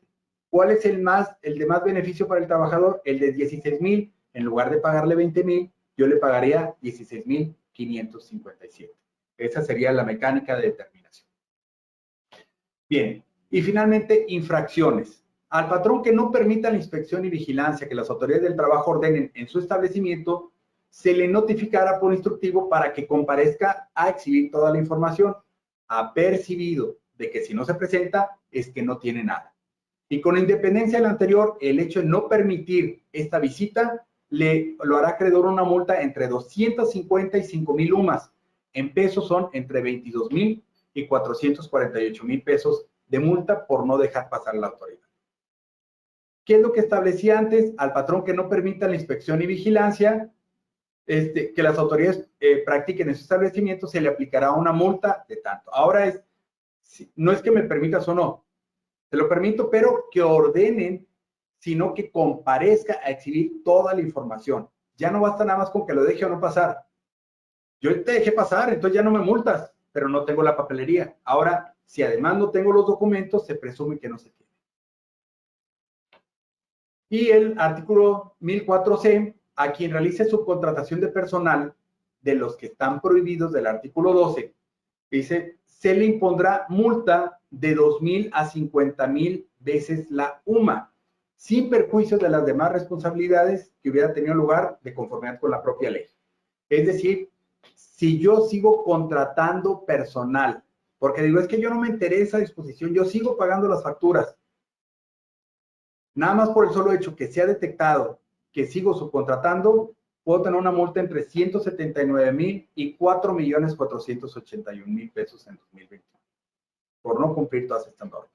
Entonces, hay que tener mucho cuidado, por eso es importante este evento para que ustedes tengan el conocimiento. Bien, vámonos rápidamente a las reformas a la Ley del Seguro Social y del Infonavit. Nos indica la contratación de servicios especializados o la ejecución de obras especializadas deberá cumplir las condiciones y requisitos de la Ley Federal de Trabajo. 1. La persona física o moral que contrate la prestación de servicios o la ejecución de obras con otra persona física que incumpla las obligaciones será responsable solidaria por todas las cuotas determinadas de su personal. La persona física o moral que preste servicios especializados o ejecute obras especializadas, además, es decir, mi proveedor, deberá proporcionar cada 4 meses, a más tardar el 17 de los meses de enero, mayo y septiembre, la información de los contratos celebrados en el cuatrimestre de que se trate. Es decir, ante la autoridad va a tener que enterarle, 1, las partes en el contrato, nombre, denominación o razón social, RFC, domicilio, correo electrónico y teléfonos de contacto. 2, de cada contrato, el periodo de vigencia, la relación de trabajadores u otros sujetos que prestarán los servicios, el nombre, CURP, número de seguro social, salario base de cotización, nombre y RFC del beneficiario de los servicios, por cada contrato. Y 3, copia simple del contrato, de la autorización ante la Secretaría del Trabajo para poder prestar esas autorizaciones. Para yo ser sujeto a prestar servicios. Para la verificación del cumplimiento, la Secretaría del Trabajo deberá celebrar convenios de colaboración con el SAT, con el Seguro Social, con el Infonavit, con todo, para que ellos estén intercambiando información. Sexto transitorio. Las personas físicas que presten servicios especializados o ejecuten obras especializadas deberán empezar a proporcionar la información dentro del plazo de 90 días naturales contados a partir de la fecha de entrada en vigor de este decreto. La información deberá ser presentada una vez que la Secretaría del Trabajo ponga a disposición de dichas personas los mecanismos para la obtención del documento de referencia. Es decir, los que ya están tramitando esa autorización, a partir de ese momento ya estarán obligados a presentar esta información.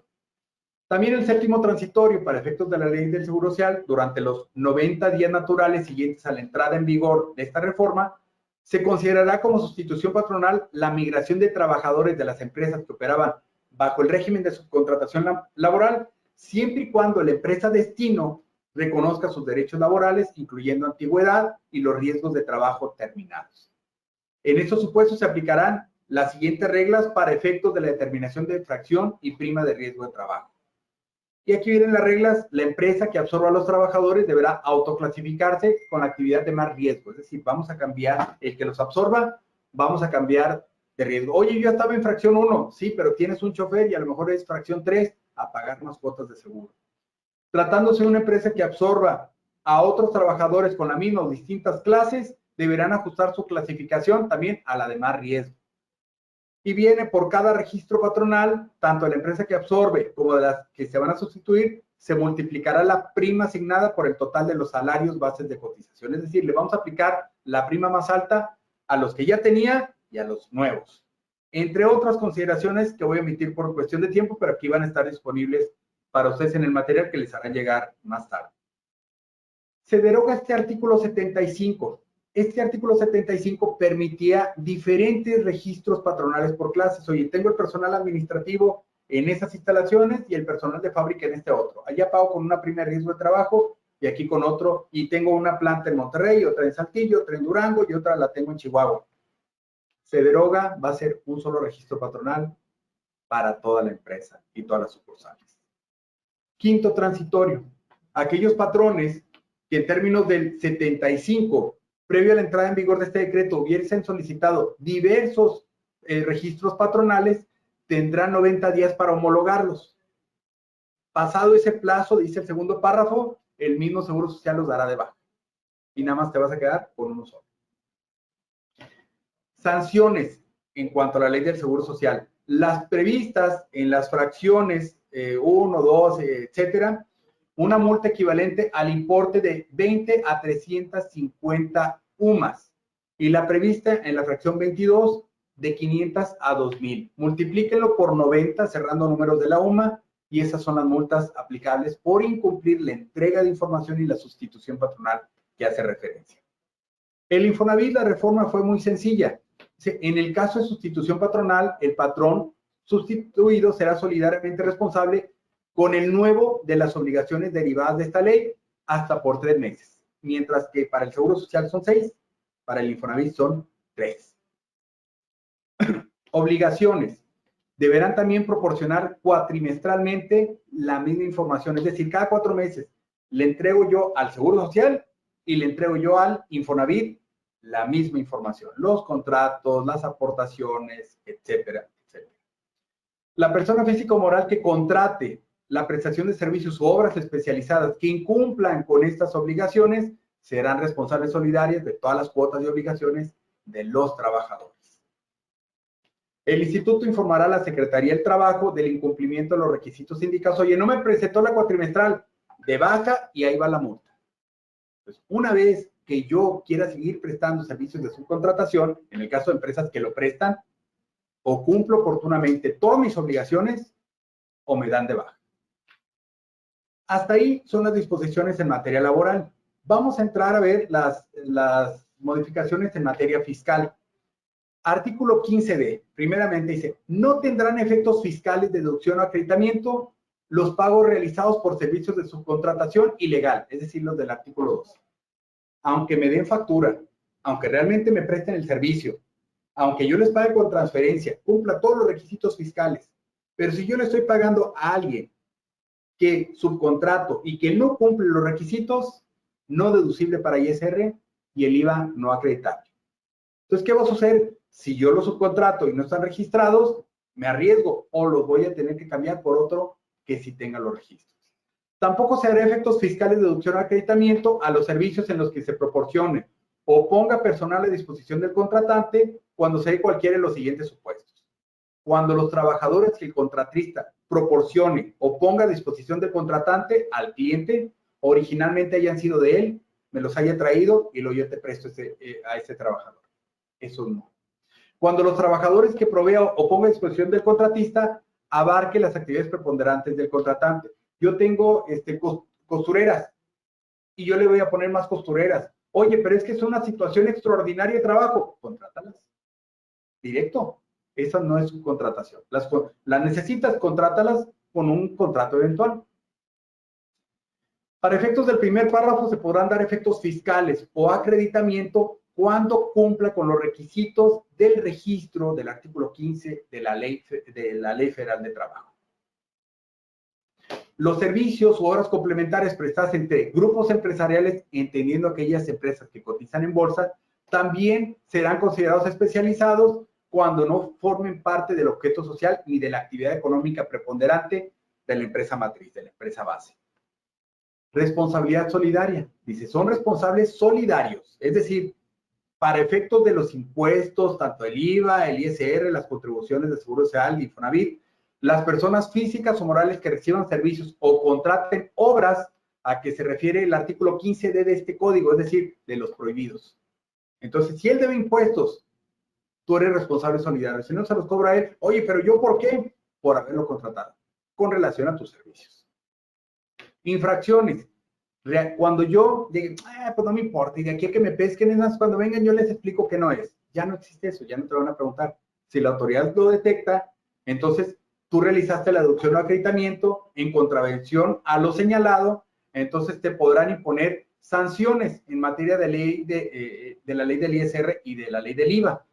Cuando el contratista no cumpla con la obligación de entregar a un contratante toda la información y documentación que se señale en un momento más para efectos de la ley del ISR y del IVA.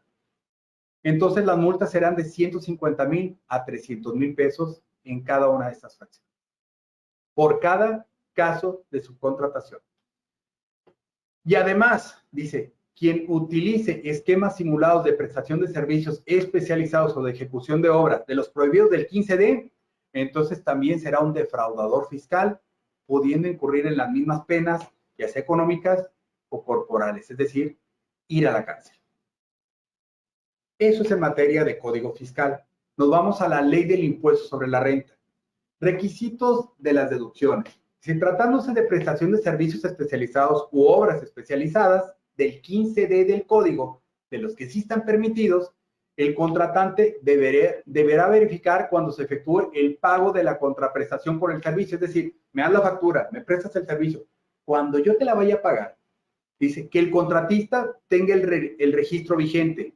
Oye, aquí está, te mando el registro. Acuérdense que nos los puede cancelar en cualquier momento la Secretaría del Trabajo. Es mi obligación entrar al portal, que en un momento más les voy a indicar la página, y verificar si está vigente. A lo mejor tuvo la autorización una semana y luego se lo dieron de baja. Si no aparece, ni le paguen la factura. Oye, pero es que ya me debe. No, es ilegal pagárselo. Puedo ser defraudador fiscal y además no es deducible. Dice, además, deberá obtener del contratista copia de los comprobantes fiscales, ojo, por el pago de sueldo de cada trabajador, los recibos de nómina. El recibo de pago expedido por la institución bancaria por la declaración de entero de las retenciones, lo que les haya retenido. Sí, si a esos trabajadores le retuvo 10,000 pesos, por lo menos deben de ser 10,000 pesos o más enterados a la autoridad, la declaración de impuestos mensual. El pago de cuotas obrero-patronales al Seguro Social, el pago de las aportaciones al Infonavit. El contratista estará obligado a entregar esa información al cliente. Si no me la entrega, ni le pago la factura. Oye, te voy a demandar, demándame y a ver quién gana. No deducibles. Los pagos que se realicen a los que no estén autorizados o no cumplan esos requisitos o no me entreguen la documentación serán no deducibles. Así de grave y así de facilito. En materia del IVA es algo similar.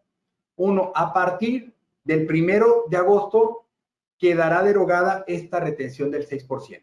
Es decir, quien todavía retenía por estos servicios, a partir del 1 de agosto no, porque ya no aplican y ya van a estar controlados los subcontratistas.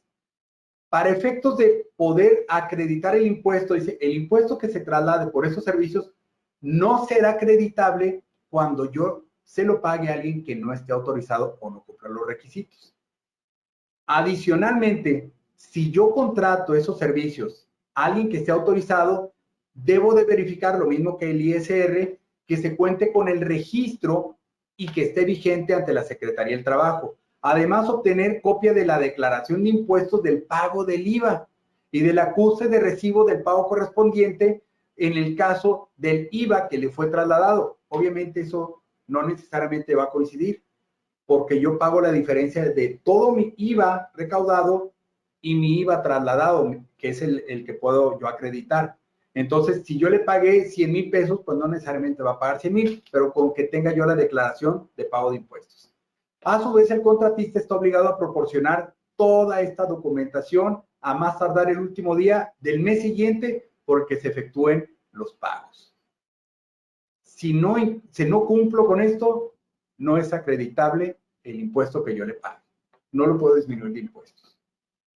Hasta ahí, si se fijan, son bien sencillas para efectos de código, de ISR y de IVA, pero si yo no cumplo estas regulaciones de entrega de información, de solicitar información, de verificar, no deducible, no acreditable, y si como quiera digo, pues me la juego, el costo puede ser muy alto. Además de multas, es equiparable a defraudación fiscal. Ahora bien, vamos entrando en la parte final. Acuerdo por el que se van a conocer las disposiciones de carácter general para el registro de personas físicas o morales que presten servicios especializados o ejecuten obras especializadas, que fue publicado el 24 de mayo. Nos indica, el presente acuerdo tiene por objeto establecer las disposiciones de carácter general relacionadas a los artículos 13 que permiten la subcontratación y 15 los requisitos de la Ley Federal de Trabajo.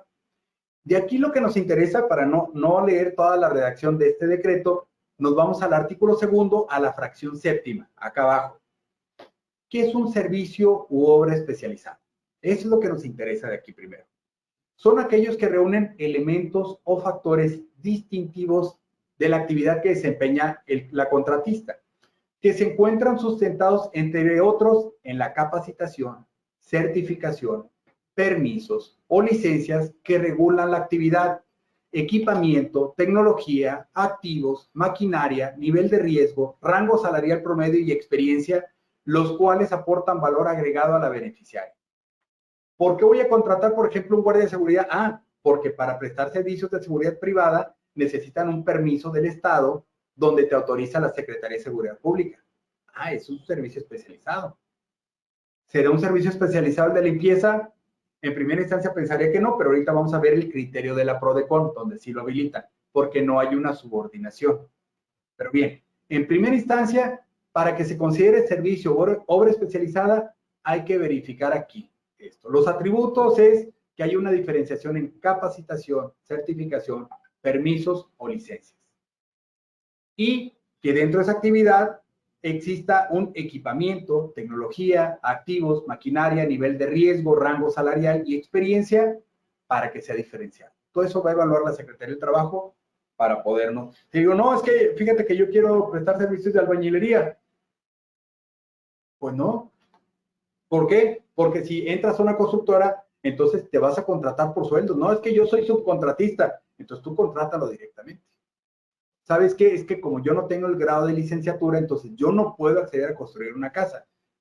Tendrán que aportar todos los elementos ante la Secretaría para que los puedan autorizar. Si no, yo como inmobiliaria no pudiera contratar a subcontratistas. Y eso es algo normalmente indispensable en una inmobiliaria. La interpretación queda a cargo de la propia Secretaría, es decir, va a ser juez y parte de la Secretaría. Hoy te autorizo, mañana te desautorizo. Te cancelo. Desafortunadamente así quedó al arbitrio de ellos, no hay un tercer árbitro. Es lo más relevante con relación a estas disposiciones que fueron emitidas el 24 de mayo.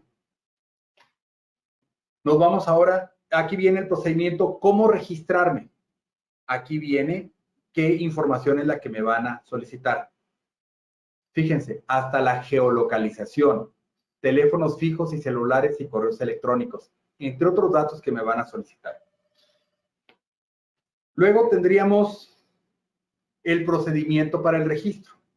Una vez que quedó cargada la información, y aquí vienen las fechas, cuánto tiempo se tardará, qué es lo que me van a entregar. De la negativa, cancelación y renovación del registro. Y hasta ahí. Si se fijan, estas disposiciones son muy cortas, trae 15 artículos sencillos, pero me da el procedimiento de qué documentos necesito, el proceso para el registro y por qué me lo negarán o me lo cancelarán, o cómo lo puedo yo renovar. Luego nos vamos a una publicación que hizo la PRODE con la Procuraduría de la Defensa del Contribuyente el 25 de mayo, donde nos establece a través de un documento difundido con esa fecha, la Procuraduría hace una distinción entre tres conceptos básicos: subcontratación de personal, subcontratación de servicios especializados y servicios independientes, y nos da un ejemplo de cada uno. En el primer caso, subcontratación de personal, es cuando una persona física o moral denominada contratista proporciona o pone a disposición trabajadores propios en beneficio de otra, conocida como contratante. Para la existencia de la subcontratación se requieren 4 elementos esenciales: la persona que cuenta, el patrón que cuenta con trabajadores propios, los trabajadores, la persona que se beneficia, el cliente, y que el contratista proporcione o ponga a disposición a sus trabajadores. Ejemplo, una persona moral que se dedica a prestar servicios de instalaciones eléctricas pone a disposición de otra persona moral que instala equipo de iluminación, 15 trabajadores para realizar funciones de mantenimiento eléctrico bajo la dependencia de esta última. Ese sería un servicio de subcontratación de personal. Servicios especializados o de ejecución de obras especializadas son aquellas que reúnen elementos o factores distintivos de la actividad que desempeña el contratista, que forman parte del objeto social, pero que aportan un valor agregado. Por ejemplo, trabajadores dependientes del contratista. El contratista deberá proporcionar o poner a disposición trabajadores que se encuentren bajo su dependencia a favor del beneficiario contratante. La contratista deberá contar con el registro ante la Secretaría del Trabajo y deberá formalizarse mediante un contrato. Estos son los permitidos. Estos ya no. Oye, yo necesito, si yo hago instalaciones eléctricas y yo instalo equipo de iluminación, pues debes de tener ese personal. Es necesario para que cumplas con tu objeto, ¿no? Esta subcontratación es la que está prohibida, esta es la permitida. Y está el tercero, que somos los prestadores de servicios. son las actividades que una persona física o moral se obliga a realizar en favor de otra, ya sea por sí misma o por conducto de sus trabajadores. Entre otras características, la realización de las actividades propias del servicio ofrecido por el contratista, elementos adicionales al capital humano, tales como materiales y herramientas de trabajo, sin que del recurso humano se desprenda una dependencia del contratante. Ejemplo, una persona moral que realiza la actividad de venta de equipos electrónicos. Contrata los servicios profesionales de una persona física para que le elabore un dictamen de estados financieros, incluso cuando las actividades se realicen con personal del prestador de servicios, cuando yo mando a mis auditores, pero ellos se dedican a la venta de equipos electrónicos. Hay una diferenciación. Entonces, en ese caso, estos no son sujetos a subcontratación. Este es un servicio independiente. Esto fue definido por la Procuraduría de la Defensa del Contribuyente.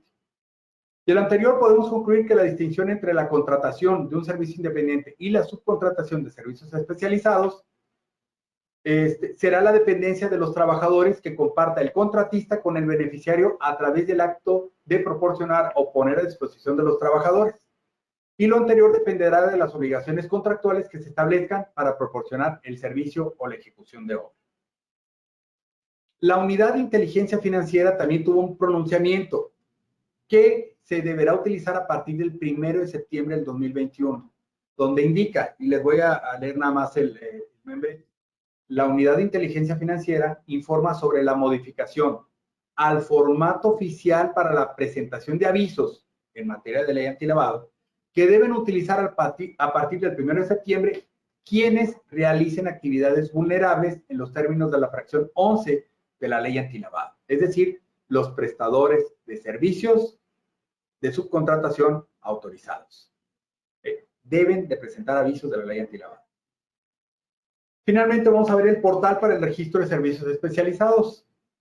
Tengo información también, normalmente no ha estado funcionando de manera adecuada. Ha tenido lapsos como le sucede al Seguro Social y le sucede al SAT. Como ahorita hay mucha demanda por estarse registrando de muchas empresas, se les ha estado cayendo el portal. La manera de acceder es a través de esta liga repse.stps.gov.mx/PS y van a ver este portal. Ustedes van a seleccionar aquí ingresar y de ahí van a empezar a capturar los datos. Tienen que ser pacientes, hay saturación ahorita del servicio, entonces hay que revisar en la mañana, media mañana, antes de la comida, en la comida, después de la comida, hasta que les dé acceso cuando requieran hacer el trámite. Les recuerdo, quienes van a caer dentro de servicios especializados ya van tarde. O sea, ¿por qué? Porque estamos con el tiempo ya medido. ¿Lo puedo hacer en julio? Sí, de ahí cuenten más o menos 45 días para que les autoricen, más los días que yo me tarde en solicitar a requerimiento a la autoridad y que me publiquen durante todo ese lapso que sea los 90 días, no voy a poder facturar y si lo facturo, pongo en riesgo a mi cliente o mi cliente no me lo va a pagar. Hasta en tanto no esté autorizado el servicio. Conclusiones finales. Hay ocasiones donde creemos ser todólogos. No, hombre, ya le entendí, yo me encargo de hacerlo. Hay que hacer cambios en sus escrituras constitutivas, hay que ver la especialización de sus servicios. ¿Cuentan con alguna certificación? No, no los van a autorizar. ¿Tengo que traspasar al personal? Probablemente. ¿O dejo de realizar la actividad y los liquido? Probablemente.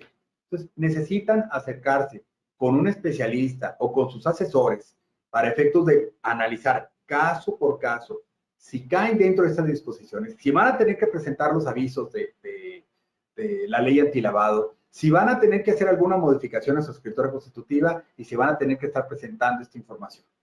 Y si no, hacer un estudio como el que hizo la PRODECON, a ver, estas son mis actividades, ¿en cuál de las tres caigo? ¿En la prohibida, en la permitida o en el independiente?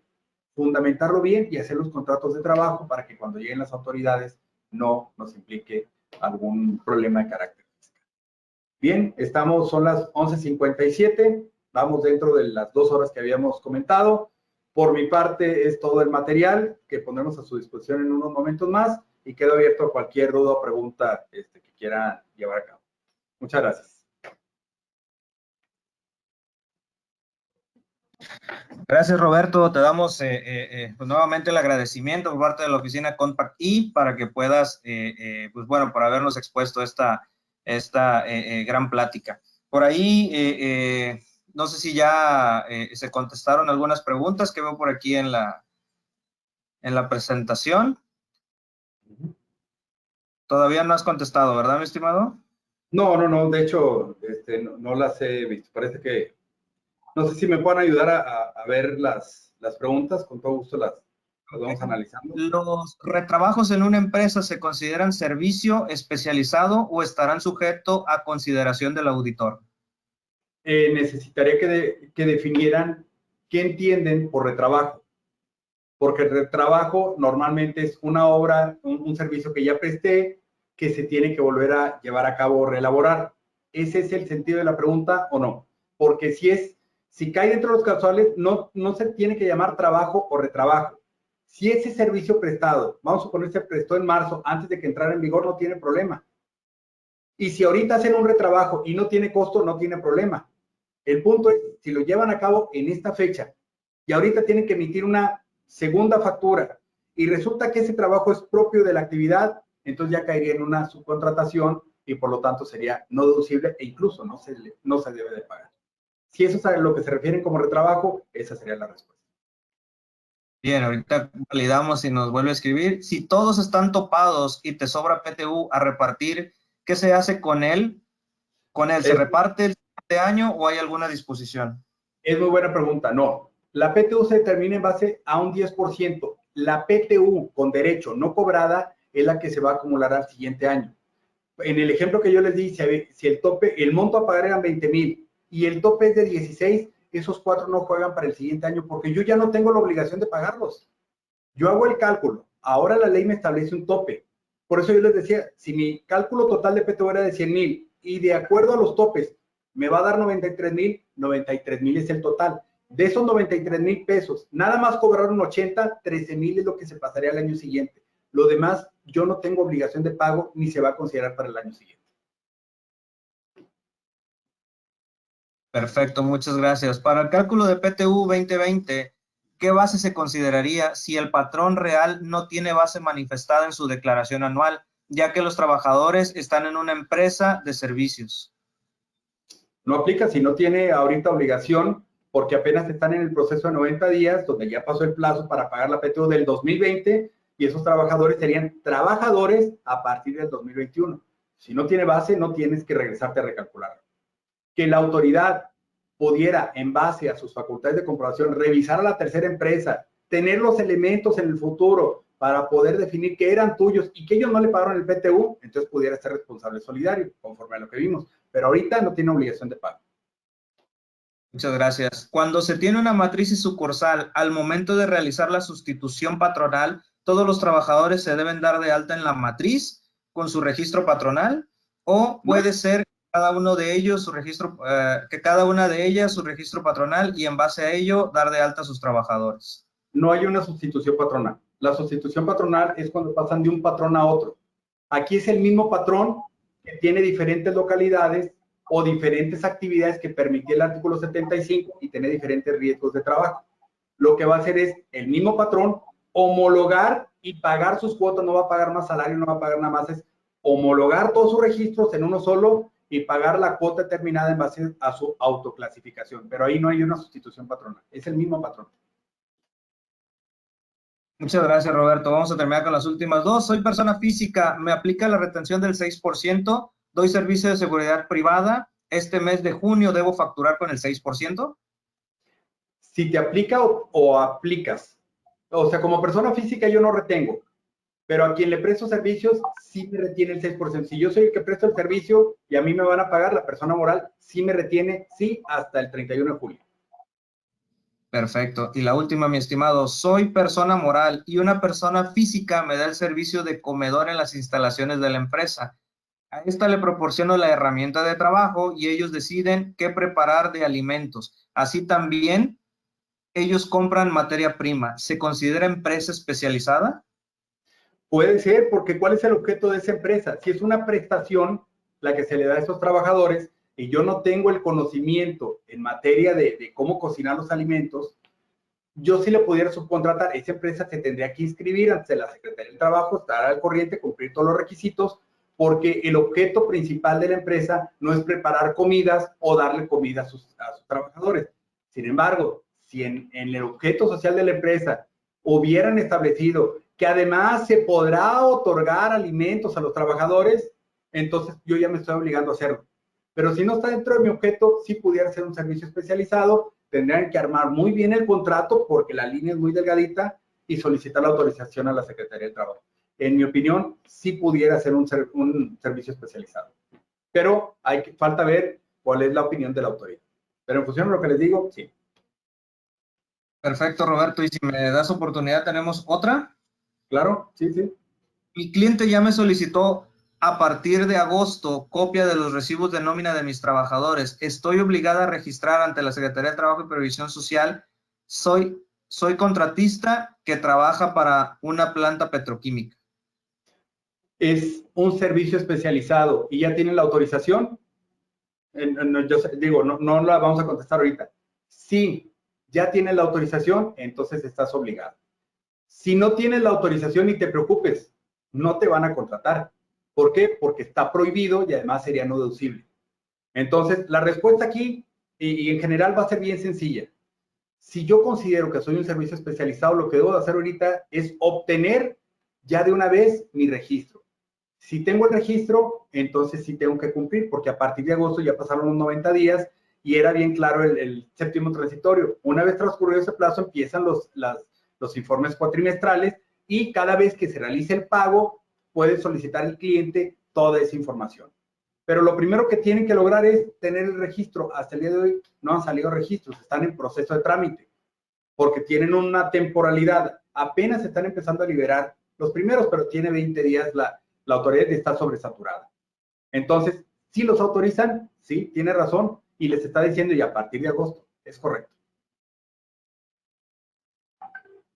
Pues muchísimas gracias, Roberto. Te agradezco nuevamente el tiempo por prestarnos esta charla, por prestarnos tu tiempo para poder tomar esta charla. Te agradezco a nombre de Compact Key Oficina Monterrey. Agradecemos a todos los asistentes. La grabación se la vamos a hacer llegar a la persona que los invitó a la sesión y también la presentación. Con todo gusto, Roberto nos la comparte para podérsela hacer llegar a través de la persona que los invitó a la sesión. Roberto, te agradezco. Muchas gracias. Un abrazo. Que tengas muy buen día. Igualmente, muchas gracias a ustedes. Buen día.